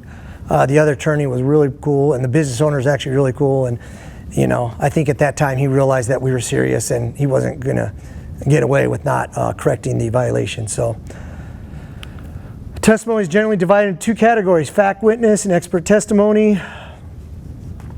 Facts without interpretation, limited to what was seen, touched, smelled, heard. Expert testimonies provides opinions, sufficient skill, expertise, and designated by the court. Okay, this is about it. What are the possible actions to ensure code compliance? So briefly, someone real quick, I go into a business, I do inspection, what's next? How do I go about to try to achieve compliance? The So we got our first reinspection, which what's our guidelines? 2 weeks. But according to the PowerPoint, it could be 30 or 60 days. So we give them 2 weeks, all right? Then I go back, I tell them it's a reinspection. Let's say they didn't get any items corrected. Some of them are for some pretty serious life safety. What can I move on to then? Pre-citation. Or, Another 2 week. yeah, I could do a pre-cite, or remember if I want, I could do a citation. That's Tucson Fires, but that's kind of how we do it. So I could do a pre-cite or citation. In fact, I don't even have to give. I can go straight to citation if I give them that 2 weeks, and then I come back and they don't abate the violations. I can go straight to citation. No one's going to do that. We're just not. We're going to work with them. If it's a major life safety, like out of service sprinkler system, there's a lot of things we can do. We can create fire watches, which is they have to hire someone or they can hire us to actually walk around and be the alarm system. There's a lot of things that we can do as a jurisdiction to maintain compliance. The last thing we really want to do is go to court, because we're trying to help the businesses out, right? I'm not there to nail a business. I'm there to provide safety for them so they can stay in business longer too.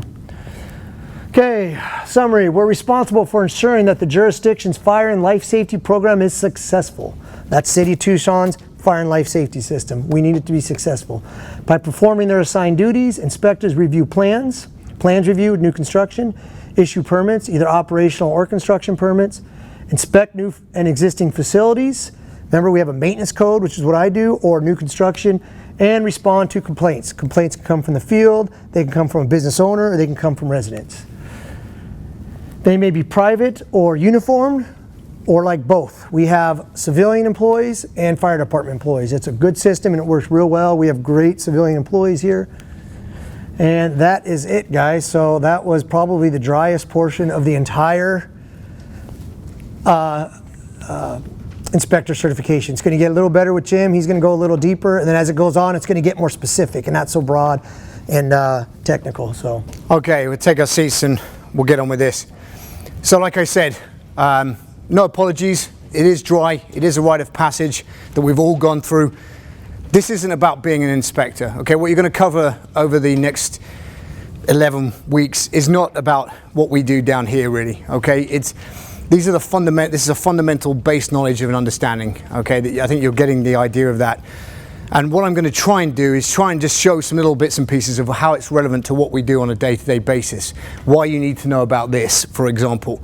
The problem is, and I only went through Cert a couple of years ago, and when I went through the Cert, by the time I got out and actually went through promotion and fell into the job almost by accident, I realized I still didn't really know what they did down there. All right, so that's why we've put in the ride-alongs and things like that, and an opportunity for you to ask your questions about how we apply this knowledge, because we're not all book geeks, and those of you who know me know I'm definitely not a book geek, okay? So we try and make it as relevant as possible. Unfortunately, we do have to keep it as near as possible to the IFSTA mandated presentation, because there is PIMA credit for this, okay? So there is an element of some of the stuff I'm going to be presenting to you I will have to read to you, all right? The nice thing about this course is you've got all the answers. It's all in the book, okay? If you read the book, there's nothing else you need to reply. It's just about knowledge retention. So there's some things I want to make sure I convey properly to you. So if I'm reading, I don't make apologies for it. What I'm doing is not reading a PowerPoint, but reading the pertinent bit of information so that it sounds correct to you guys, so you get it down accurately, okay? I'll try and make that as straightforward as I can go without just reading the PowerPoints. The PowerPoints will need some explaining. They don't necessarily just give you all the answers. So make notes if you need to, but like I said, you have the answer book right in front of you, all right? So just refer to that. Okay, so what I'm going to be talking about is codes, standards, it should say complaints and permits, all right? A basic fundamental understanding of these things is what's required as an inspector. A lot of it is governed by processes and SOPs, and we'll come on to that. So starting off then, the first learning objective they've written is completely wrong up here because it misses out pertinent information that I want to convey to you, which comes up in every facet of inspector testing, all right? It's asking you to Identify appropriate resources for finding current and applicable codes and standards. That's only one little bit. That's what you'll use in your job. However, when you're going through any kind of testing, they're going to want to make sure you understand the difference between a code and a standard, okay? That's factored in the every written test and every oral board I've done and every part of inspector testing I've done by the ICC, okay? So we need to make sure we understand what is the difference. So codes and standards are used to create a minimum level of safety within a jurisdiction, all right? So they're providing a consistency. The terms are often used together and interchangeably, and that's where there can be confusion, all right? Because there are some very key differences. So a code, and like I said, no apologies for reading, but I want to make sure you have this right, all right? And like I said, it is in your book. A code is a collection of rules and regulations enacted by a legislative body to become law. All right, so what that means is the code, if it's been adopted by the AHJ, which means, anyone tell me what AHJ stands for? Thank you very much. All right, that's something you need to become accustomed with. If it's been adopted by AHJ, we can actually enforce that code. All right, that's a fundamental difference. Now, a code can be based on a standard, and a standard is a set of principles, protocols, or procedures that provide a minimum guideline to be compliant with a code. All right, so we take the code book here. This is the International Fire Code, the 2018 edition, and in here it refers to standards. It doesn't talk about the content of the standards, but for example, it says that a fire alarm must be maintained in accordance with NFPA 72. The IFC is the code book. We enforce that code number if we're going to court, all right, but that's what we're quoting on the people, is that code number. But the details of what that requirement actually is in the NFPA 72, okay, which is the standard. Now, have I made those fundamentally different from each other? Do you understand that? Yeah? So a code is a law that we can enforce when it's been adopted by an AHJ, and a standard, all right, is a set of principles, procedures, protocols, all right? It's a minimum guideline standard, hence the name standard, that the code can be based on. Don't tell him I said that, because we'd be really offended, but his knowledge is far superior to mine. So I took him back to have a look at it, and we discussed stuff. Then I had to do research into the building. I found out that it used to be Texas Instruments, and then they did these changes, and then we start looking at, is this now unpermitted work that we're now going to put over to code enforcement of the city, because they've done work without, and then we find out there's something called registered plant, so they didn't need to have permits, and you can see your head grows. And I've never had headaches any time in the fire department like I've had from being inspector. But the good thing is it's challenging in a different way. No, there's no glory behind it, but it does make your days go very quick. This I'm going to skip because we kind of talk about it later. But now what we want to talk about is basically the fact that codes change, right? And I've already alluded to the 2012, 2018 IFC. So a slide I'm going to put up is going to just give us a quick timeline. But here we've got the 2012 and the 2018 IFC. You'll notice that one, okay, it's in a binder, but you can see it's substantially thicker than the other, okay? This was the one we adopted before the 2018, okay? So they get revised and they get updated and they get renewed, and new things come out that need codes applied to them, usually because somebody's died. Carbon dioxide systems carbon dioxide beverage systems rather. That's a classic example. The codes had to play catch up with that, because suddenly now firefighters are getting injured and people are dying, and we're having this hazmat instance from something that was developed in the industry prior to and never even been thought about from a life safety point of view. Okay, so the code gets amended. However, just because it's been amended, it doesn't mean that we're going to start enforcing it. We can't enforce it until the AHJ has adopted it. All right, and they're not necessarily going to adopt every different code because they change quite regularly. There was a 2012, there's a 2015, there's a 2018, there's a 2021, which I don't believe Tucson is adopting. I think we're going to go to the one after that before we adopt. The reason being is there's a lot of complex administration needs to happen when a code is adopted, all right? But just be aware, just because it's the latest edition of the code, it doesn't necessarily mean it applies in that jurisdiction, okay? And that's the same with all these codes. It depends on the one that's been adopted by the AHJ. I just have, obviously I'm leaning towards the IFC because I'm a fire inspector and not a building inspector. But you can see, looking at this diagram, I hope you can all see it, looking at the timeline along the top in years, and then each edition of the fire code doesn't mention the 2012 here, but talks about 2015 and the 2018. And you can see how they shift off because it takes time for them to be reviewed before they're adopted, before we can then start enforcing them. All right, pretty straightforward, but it is something you need to be aware of that we, and I've said again, not saying it's on a test, but it might be on a test, okay, that we cannot enforce a code until it has been adopted by the AHJ. Everybody get that? What if they never adopt a new one? That's They not adopt a new one? good question. Yeah, they cannot adopt it. Like I said, the city of Tucson didn't adopt the 2015 IFC. They carried on enforcing the 2012. Okay, there are other greater Tucson locations and Phoenix and so on.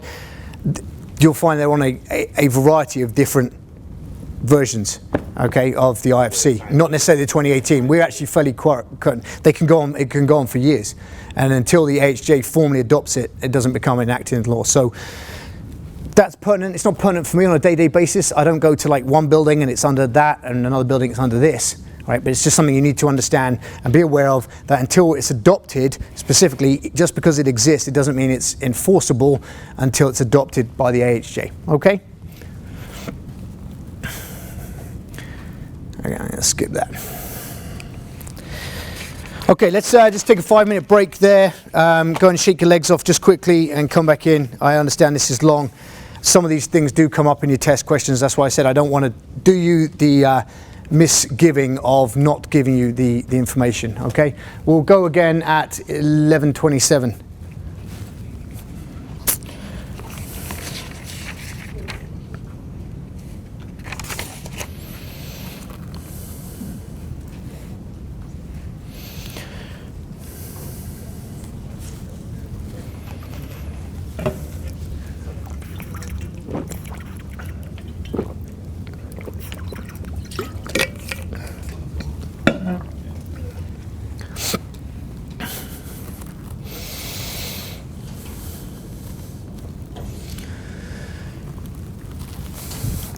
It is a bit longer this morning because obviously we've have not only do we have 2 chapters, but we had to go over all the syllabus stuff with Captain Karnap this morning and do all the introductions and so on. So once I appreciate your bearing with me.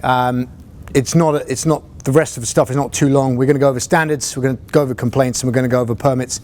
And I'm just going to try and give you the pertinent information. All right. I just don't want to give stuff to the class tomorrow that I didn't give today. So it's better for me just to be thorough across the board. All right. What I'm trying to say is hopefully other days will be quicker for you. How much work do you have to do reading-wise daily? Well, what I recommend is you review the chapters before you come in, because these slides don't present all the information. You can see like I'm not really skipping that many slides, and they're just they need explaining, right? Through the chapter, kind of how you were talking, just like, skimmed it. Yeah. It was a lot more informative than what you have on this. Yeah, these slides don't really. I'm trying to just give you the relevance to. So why is a code relevant to me as an inspector? Actually, it's been so good. I think I might just come to class tomorrow. Sure.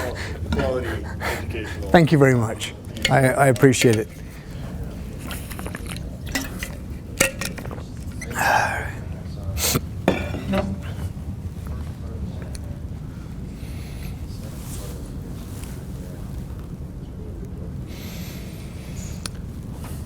So Hondo, you're looking at coming over? I am. Good man. Good man. That's why I applauded you. Everyone else is kind of tentatively doesn't want to say that, no, I'm going to go to inspection because they don't want that stigma.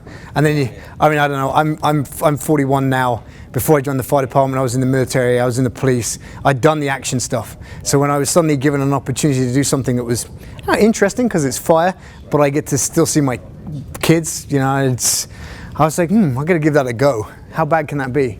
So, how do you like it? It's good. It's good, yeah.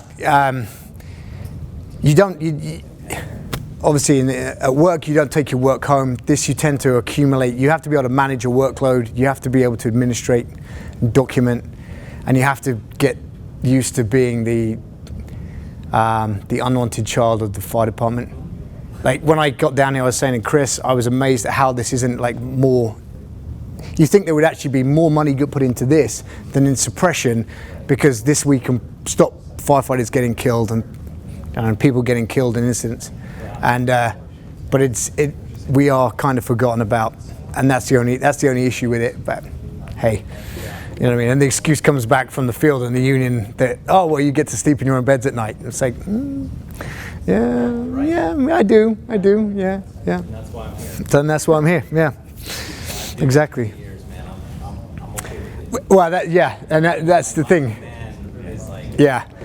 Well, the nice thing about this, I mean, I was only a medic for a year before getting nanny, but you're not dealing with the medical stuff that we all have to deal with, which is the repeat caller that's got a hurting leg.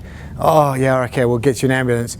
But we're now actually looking at fire. We're looking at fire and the interesting stuff that we all learned about the academy that we wanted to do. Like I said, if I was going to be a combat medic, I'd have probably enjoyed being a medic more. But this, we're actually dealing with fire and hazards and learning in depth. I'm so much more comfortable with stuff now. So it's certainly about making a better firefighter.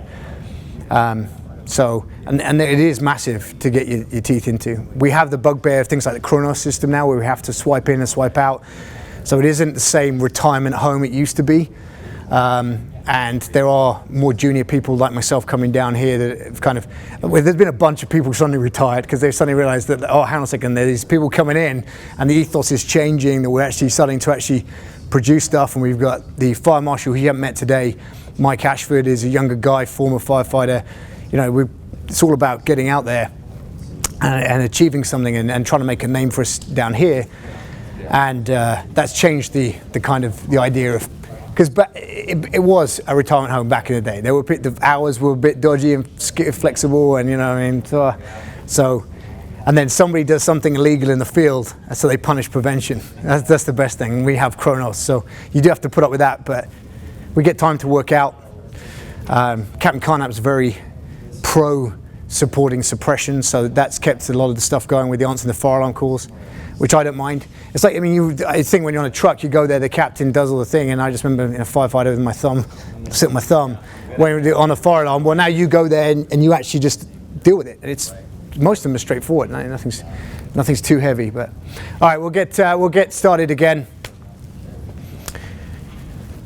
All right, so that was codes, everybody. Sorry about that, but that was talking about codes. Now we're going to talk about standards. I feel like we flogged it to death. We understand, right, that codes are laws, right, and the standards are a group of, I can't even come up with myself. I'm falling asleep, sounding my own voice. A group of protocols, procedures, okay, processes that are in place. So we understand those differences, all right, but they want us to expand on standards a bit more. And what we're going to do is just look at some of the main consensus standard organizations, all right? So what am I talking about there? Basically, standards are an attempt to obtain like a consistency with materials, designs, processes, okay? There has to be a consistent standard to avoid all the confusion, all right? So that has led to the development of organizations to develop these and write these standards through consensus committees. And they have representatives from the science community, from trade associations, from government. They're on these committees and they come to a consensus and produce a consensus standard, all right? And these standards can then be incorporated and codes can be based on them, right, so that we have something to enforce. So looking at the key standards developing organizations in the US, then we've got the NFPA, National Fire Protection Agency, the ASTM, which is I won't go into the rude version of that, but the ASTM, the American Society for Testing and Materials. We have Underwriters Laboratories.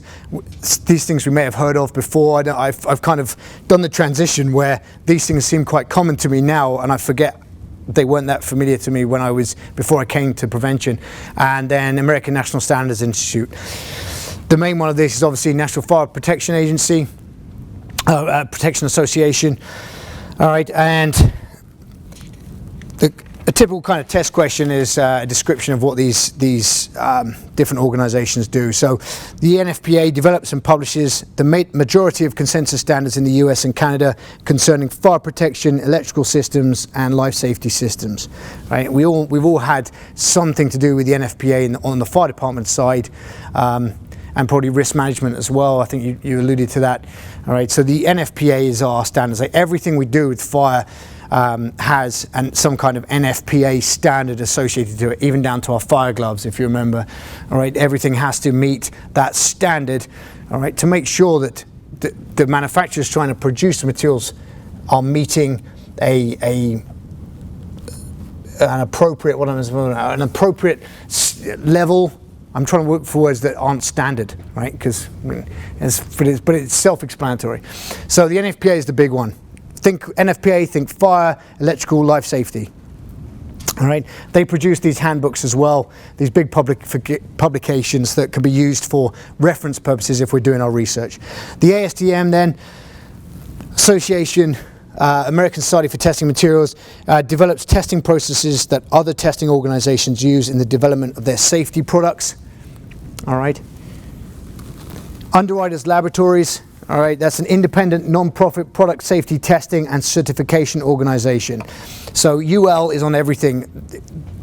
Our code refers to all these standards, but UL is one of the ones that we use quite a lot, because if it's got a UL stamp on it, it means it has been tested for that purpose. So we look at, of course I haven't got one right here, but electrical equipment, the code specifically states like extension cords have to be listed in accordance with Underwriters Laboratories, okay, which means that they're tested for that, because the stuff that's come in from other countries that will not be named may not be built to the same consistent standard and therefore may fail under normal operating conditions, even if correctly maintained, which could start a fire. All right, so we lean on these recognized testing processes done by Underwriters Laboratories, and UL nice and conveniently labels all the products that it produces, that it's tested, or anything that's tested, any product that's been built, and the design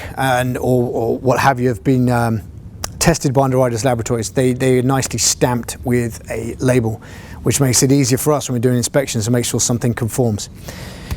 There are a lot of other ones on the market, and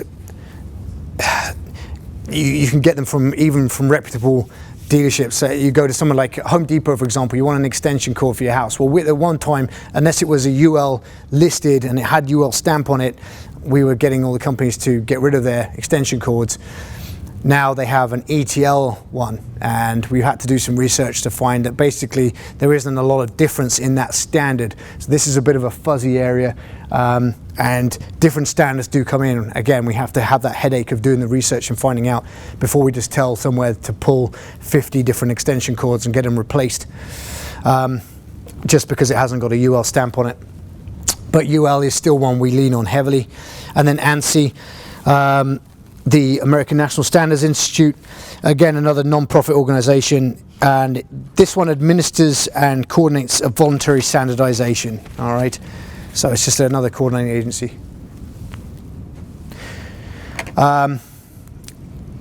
Any questions there on those standards? Can everybody basically differentiate?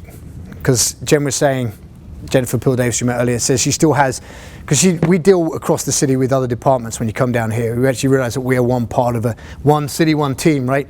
But we actually deal with other departments, and you get other elements of the world actually have to come and deal with Jen, and they're trying to enforce. She says she has a lot of problem with people trying to enforce standards, which we can't do. Okay, we can't take someone to court because they don't meeting NFPA 13. We can take them to court because they're not meeting the aspect of Chapter 9, the code under 906, that states that the fire alarm has to be maintained in accordance with that. Does that make sense? So you have to be able to differentiate with two, and you have to be able to verbally describe this.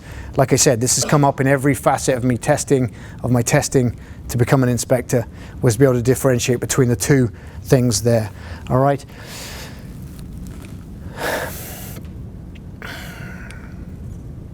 Okay, complaints then. So somebody made the joke once. I don't know does anybody know Tomasz Petrovski? He's an inspector down here. He's like a 9-foot tall Polish gentleman who sounds like Drago from Rocky IV, all right? And he's very intimidating, and he tends to be called Fire Cop because he has that sort of presence about him, but he's actually a cuddly teddy bear. Just don't tell him I said that, because he'll bite my head off. But we're obviously not cops, all right? We're not police officers, but we are enforcing a law, right? But we have to remember when we're dealing with the public, sorry, that people, in all honesty, do not care about this, okay, the IFC. They do not care about these codes until something goes wrong, all right? So we have to make them care so that they can make quite often expensive changes, and we have to be a thorn in someone's side for a few weeks, possibly months, possibly even years, to get them into this mindset of changing. Now there's a frustration down here that they say we don't have enough teeth to come to slapping fines on people, but slapping fines on people and businesses isn't necessarily and I'm all for that kind of idea, right? But it isn't necessarily the most effective, because I know that most of us have probably sped in our personal vehicles at some point, and regardless of the fact we can get a fine, we still speed, and regardless of if we've had a fine, we probably still speed sometimes, okay? And what we want to do is get someone to understand why it's important that they follow the fire code, the speed limit, all right? Once someone actually buys into following the fire code, all right, then we know that they're going to be consistent, and that every year when we go back to inspect, if we could actually do that, that we wouldn't keep finding the same violations, because people would just take ownership and be like, so you have to be a salesperson. And I'm not a very good salesperson. I tried to sell cars for Watson Chevrolet years ago when I first came over here and failed miserably. However, I do seem to be able to sell this pretty good to people. I don't know if it's my British accent, but what I do really focus on is liability. Nobody wants to be told that they're going to have to be held responsibility for injuring one of their employees, or have to explain to their corporate office why the insurance company is not going to cover them because they didn't get the fire sprinkler maintained. Liability seems to weigh pretty heavily, because I'm pretty sure every one of you has vehicle insurance, right? Yeah. Don't answer that question, we're on camera. Right, because we have liability, and we all worry. We always carry that fear of like, you know what I mean? I can't afford the insurance this month, but guarantee I pay my car insurance before I pay my food bill, because I don't want to be stuck with that massive responsibility, that massive liability of not having insurance, right? So that's what it comes down to. Regardless of being safe, nobody wants the liability of somebody getting hurt or injured on their hands. They can't envision a big fire happening in their business. They're not worried about that, or that they come up with, well, we have the insurance. Well, hang on a second, your insurance won't pay out if you haven't been protecting it properly, because insurance companies aren't going to pay out, right? If you've been if you've had a DUI and you have an accident, your insurance company doesn't cover you because you were drunk. All right, it's in your policy. And it's the same with this. If you haven't been maintaining your sprinkler system and your building burns down, your insurance company, is sure as heck, is not going to pay the full amount to replace that building, all right? Because you didn't protect it by the code. Well, when you start telling this to people, now suddenly it seems, well, those $10,000 of repairs, when you start weighing against my, $250,000 building, it's kind of worth it. So that's what we have to think about. Now, when we get complaints come in a bit like somebody reporting a crime. They can come in from our captains in the field quite often, and we advocate that, and we advocate really anybody on the fire department, anyone working for the city, reporting this stuff to us. We also get a lot of citizen complaints, like Jimmy says, like people burning, open burning in their backyards. It's a big complaint because it's a nuisance thing. We kind of get sucked into the neighborhood warfare situation there, and we have to kind of take a step back. However, it is what it is, but we do get some pretty good information from complaints. We can go out, well, we just don't have enough eyes because we don't have that many inspectors to be able to cover everything. So I had a apartment block. TFD responded to a fire reported out. A fire was set at somebody's door, and the lady reported to the captain she had to get cups from her sink, cups of water, to put this little fire out on her doorstep. Just bored kids setting it alight. And the captain noticed that across in the hallway there was supposed to be an extinguisher in a cabinet, and it was missing. And he asked the lady about it. She said, yeah, kids set it off about 2 months ago. They haven't replaced it. Okay, so they reported that to me to go and letting me know that there's an extinguisher missing. It comes in through the captain. Ideally, that's how it's going to go, and then he disseminates it to whoever's area it is, and it comes to my area. So what I need to do with that is I need to do my research. So the first thing I do is look at what its occupancy is. Now, the captain gave me some information there, but I want to look at when it was last inspected, the kind of history, the kind of problems we may have had with it previously, that apartment complex. And I talk about this because they want you to understand the complaint procedure. All right, so we get that complaint comes in. I do my research, okay, and then I have to go out and have a look at this apartment block. So I go out. You need to determine what action is going to be taken straight off the bat in terms of by doing a little sort of threat assessment, right? If it's a severe threat, if there's a serious life safety issue, like there being no extinguishers and obvious fires being set in a place, well, that's pretty serious, because if there's been one fire set by kids, there's going to be other fires, and if there's no extinguisher there, what else is going on? So I got out there pretty quickly.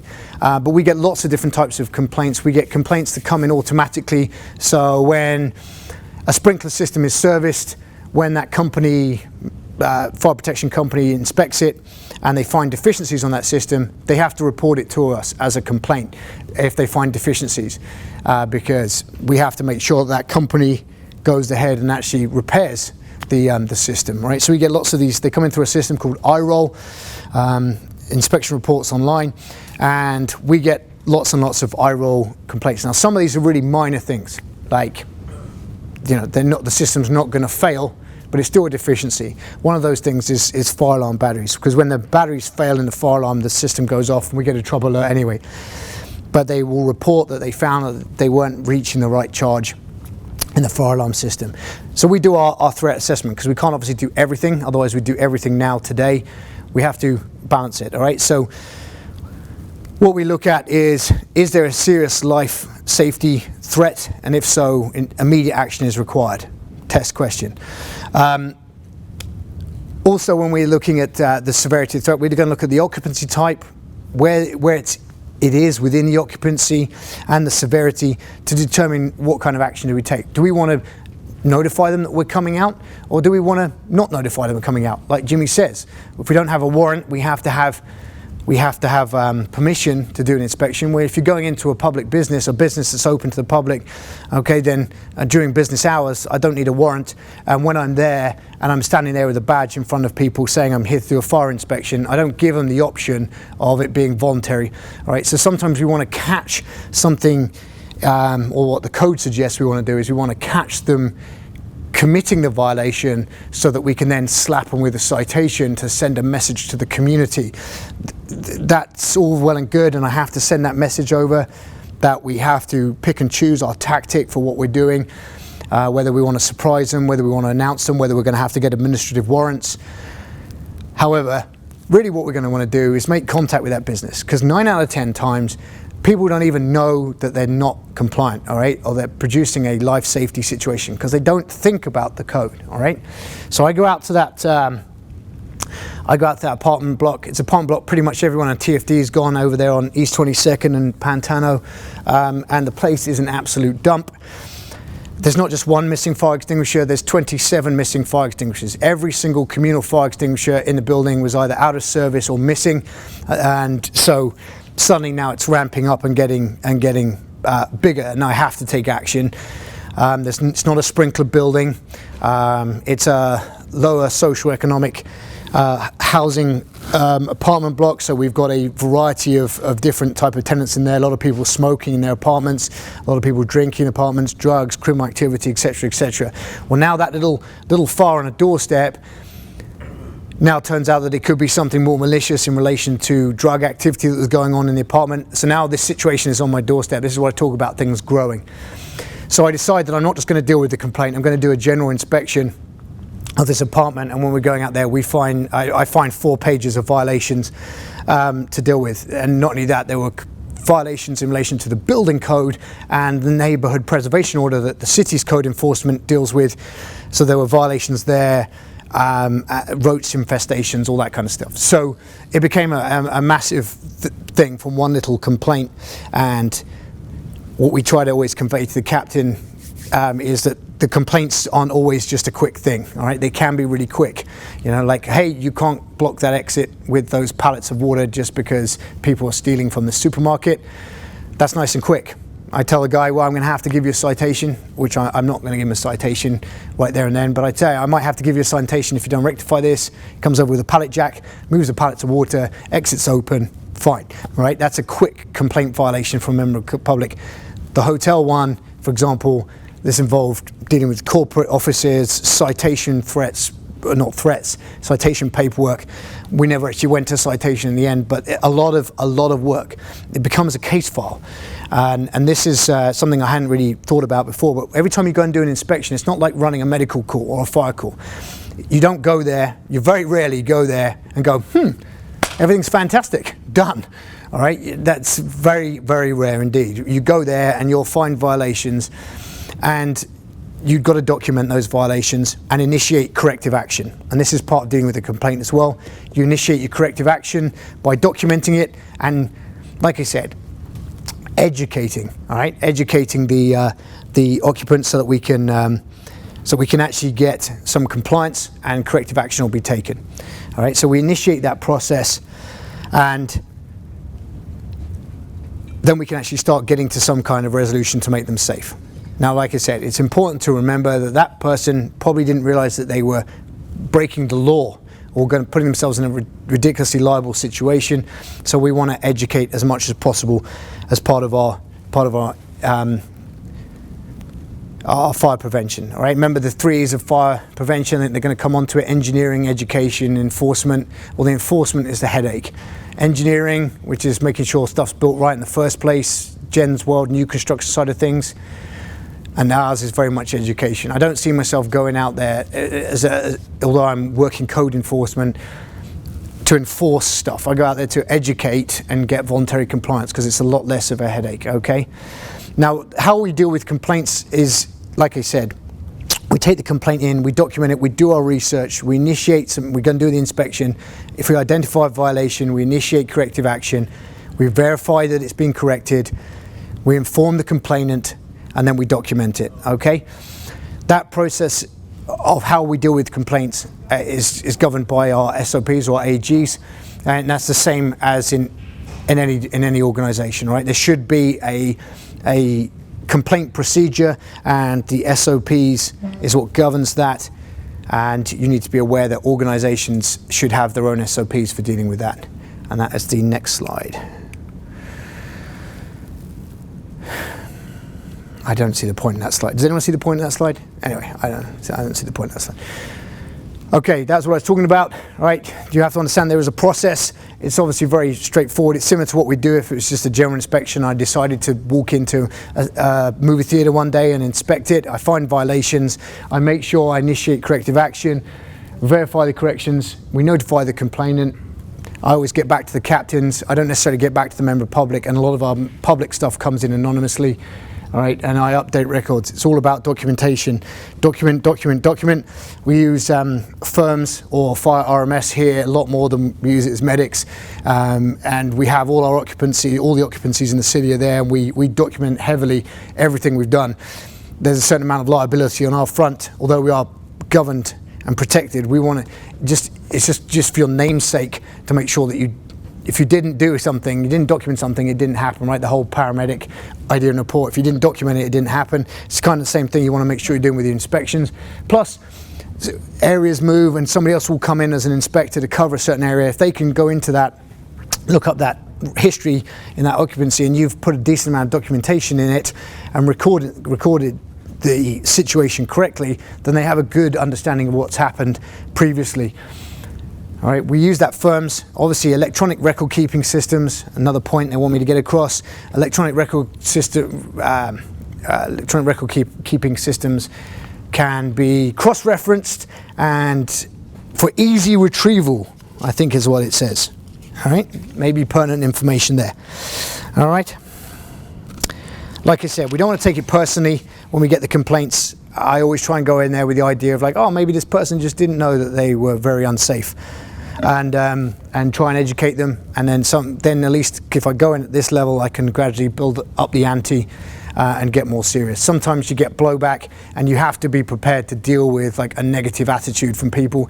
But if you come in right at the beginning, quite often you can avoid getting into that whole negative confrontational situation, which just makes things unpleasant. All right, okay, permits then. All right, so what's a permit? A permit is a document that grants a property owner or other party permission to perform a specific activity, right? It's permission. What's a permit mean to us? A permit is a way of building revenue for the city. That's one thing, but it's not really the real thing, all right?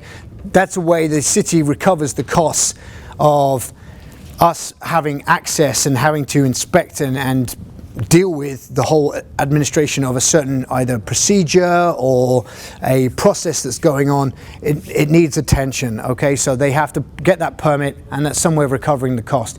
They pay that money, and that money brings in revenue, and that can be very helpful for us to justify our existence, right? If we're actually showing we're building revenue, but that's not really the point of it. It's recovering some of the cost of the time it takes for us to do our inspections and look at what we have to do. The permits are based on a fee schedule, right? And permits cost different amounts. There's lots of different types of permits. The IFC governs that there are operational and construction permits, but under that there are lots of different aspects, and it's all under section 105 in here, in permits, and they literally list through a whole manner of different types of permits for all types of different things. Ones we commonly come across are operational permits, which are, so an operational permit, I just want to make sure I get this out to you correctly before I digress. So operational permits are used to regulate certain activities. I'm just making sure I'm using the right words. Regulate certain activities, operations such as fireworks.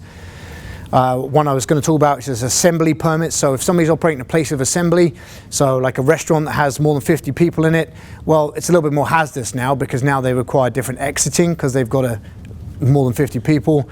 So they have to have a permit for that. All right. So and permits can be renewable annually. And so on. We're not enforcing that within the city. That's depending on the AHJ and how they're dealing with their permitting system. But so we have operational permits for all manner of different systems. And you can see some of those here. Technically, if somebody requires us to do an inspection because their insurance company is making them do an inspection of their business, then they have to get a general inspection permit for us. They'll pay a fee for us to come do that. Like I said, it's not about making money, it's about recovering some of the costs. Other types of permits you'll have under operational would be special events, like talk about fireworks, tents. You want to operate a tent, We're not talking about little camping tents. We're talking about big tents that when the wind gets hold of them and blows them into a road, they kill people. All right, they do all these things need to be regulated, so people need to have permits for that. That, like I said, that permit means we have to go out and verify that it's going to be safe in the first place. All right, construction permits are another baby. Construction permits are going to be used for not just new construction, not just when something's being built, but also when something's being abandoned, removed, modified, specifically fire protection systems. So if they're going to put a fire alarm system in, they have to pay for a construction permit. What that means is they actually have to have the plan. They pay for that process because the plan for that system is going to have to be reviewed. And so we've got to recover some cost of the time it takes for Jen to look and approve that plan, etc., etc. All right, and then it has to be final to make sure it actually works like it's designed. All right, so that's what a permitting process is all about. It's not particularly complex. I'll talk about them there. It's not a particularly complex process. We just need to be aware that there are a lot of situations that you don't think of. All of a sudden they need to have a permit. One we just noticed recently is like Walmarts and other grocery store type areas having large amounts of aerosols and stuff in them. They require a hazmat permit.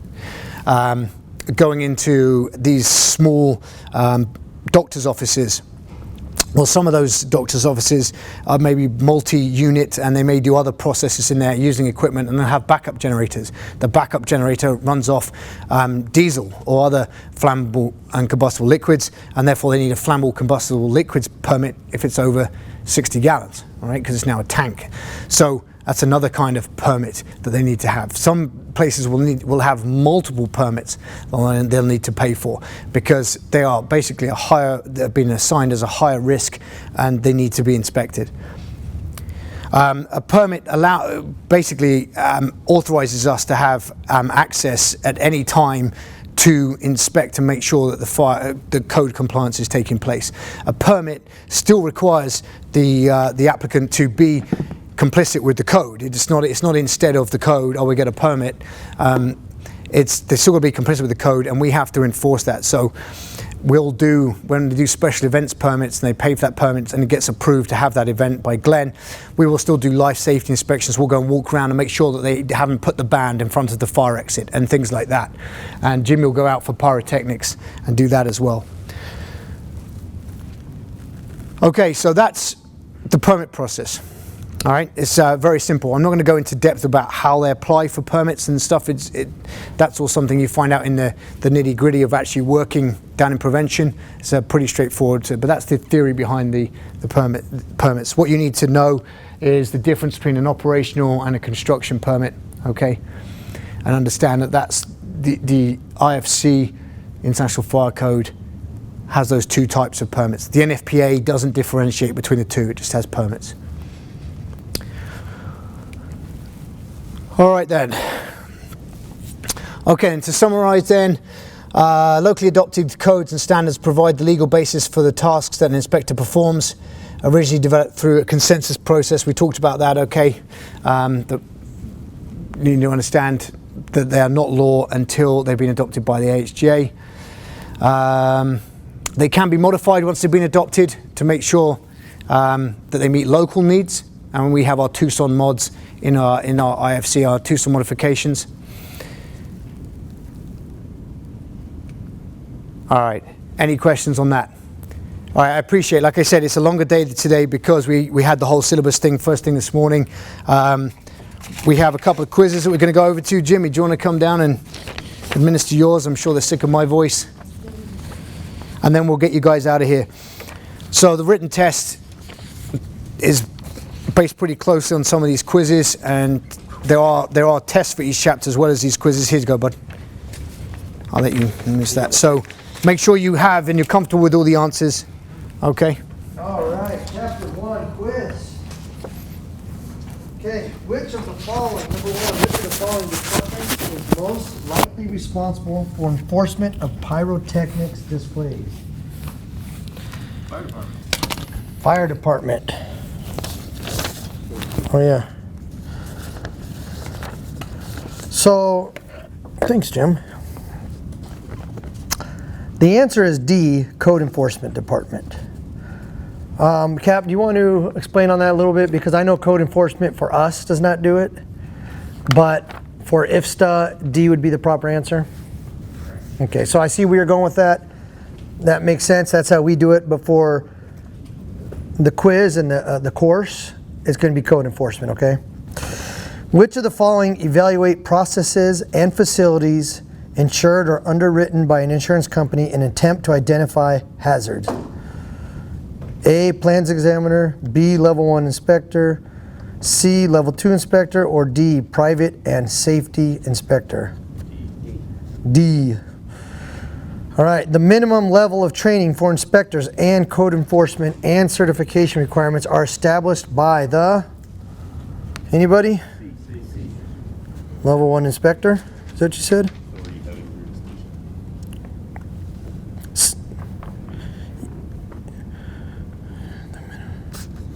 C, authority having jurisdiction, yes.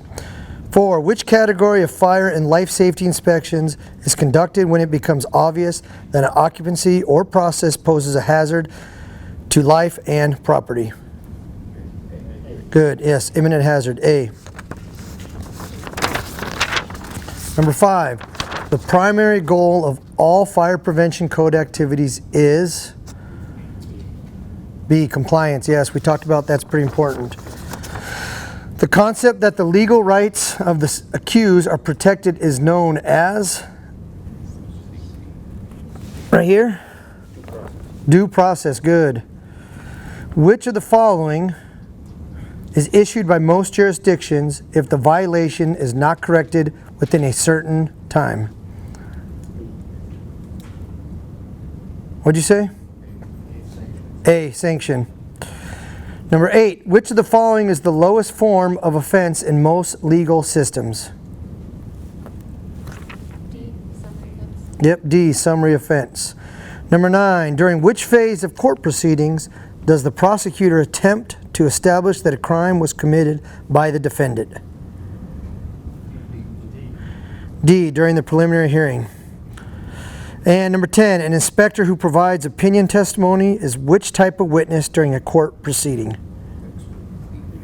B, expert witness. Any questions on any of those? The only one I can think of is that first one. Pyrotechnics, fireworks are going to be code enforcement. Just for your knowledge, Tucson Fire handles all the pyrotechnics and fireworks in the city. Any questions? All right, chapter 2 quiz then. I'm just going to get the microphone. We're going to do this one a little bit differently. You can do some reading. For me, we'll snake back. So if you want to read out question 1, chapter 2 quiz, and give us the answer. Simply stated, a code C is a law that may be based on or incorporate a standard. So C. C. Yeah, C. Everybody get that? Okay. 2. What is a standard? Just read the answers. Yeah, just read it out. Shout it out. Regulation based on a code, a developed set of principles, protocols, or procedures, a collection of rules and regulations enacted, a legal document. It would be A, right? A regulation based on a code. Standard. Anybody else? B. Yeah. So a code can be based on a standard. A standard is not going to be based on a code. But yeah, so when you read it out, just read out the question and then shout out what you think is the right answer and read out the right answer. Okay, Chris, number 3. Which type of building or fire code standard gives the designer greater freedom? C, performance-based code. Yep, good. Performance-based code. Sorry, I don't know your name. Luis? Yeah, Luis, can you go for then question 4? Any additions or alterations to existing structures are regulated by?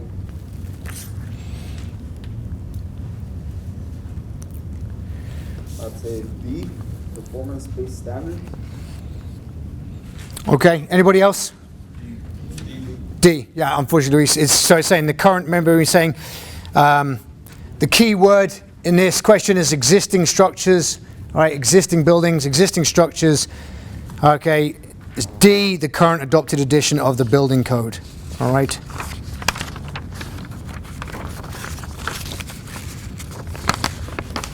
5, yeah, go for it. I'm blank first to document that a committee of experts has developed and agreed upon before publication. A.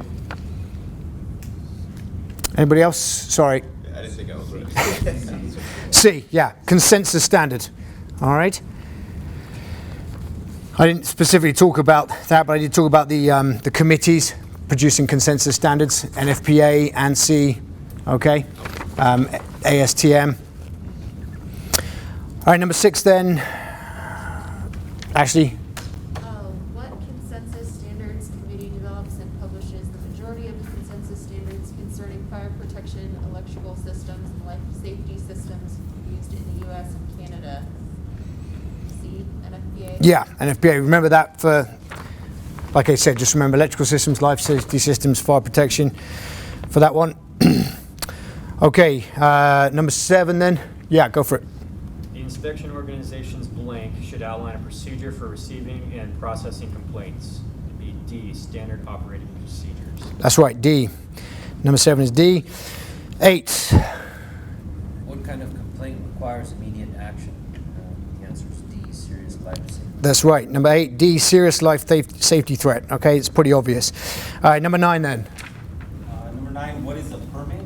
D? Yep, that's right. 9D, an official document that grants permission. Self-explanatory as well. All right, then number 10. Yeah. Open burning requires a blank permit, and C, operational. Yeah, operational. Okay, it's an event, isn't it? Something happening. So, C, operational permit. All right, any questions on any of that stuff? Thank you again for your perseverance. Number 4. Number 4. All right, let's have a look at that.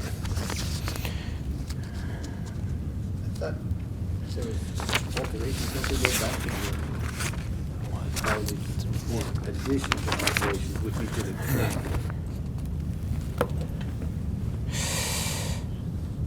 Yeah, so number 4 is D.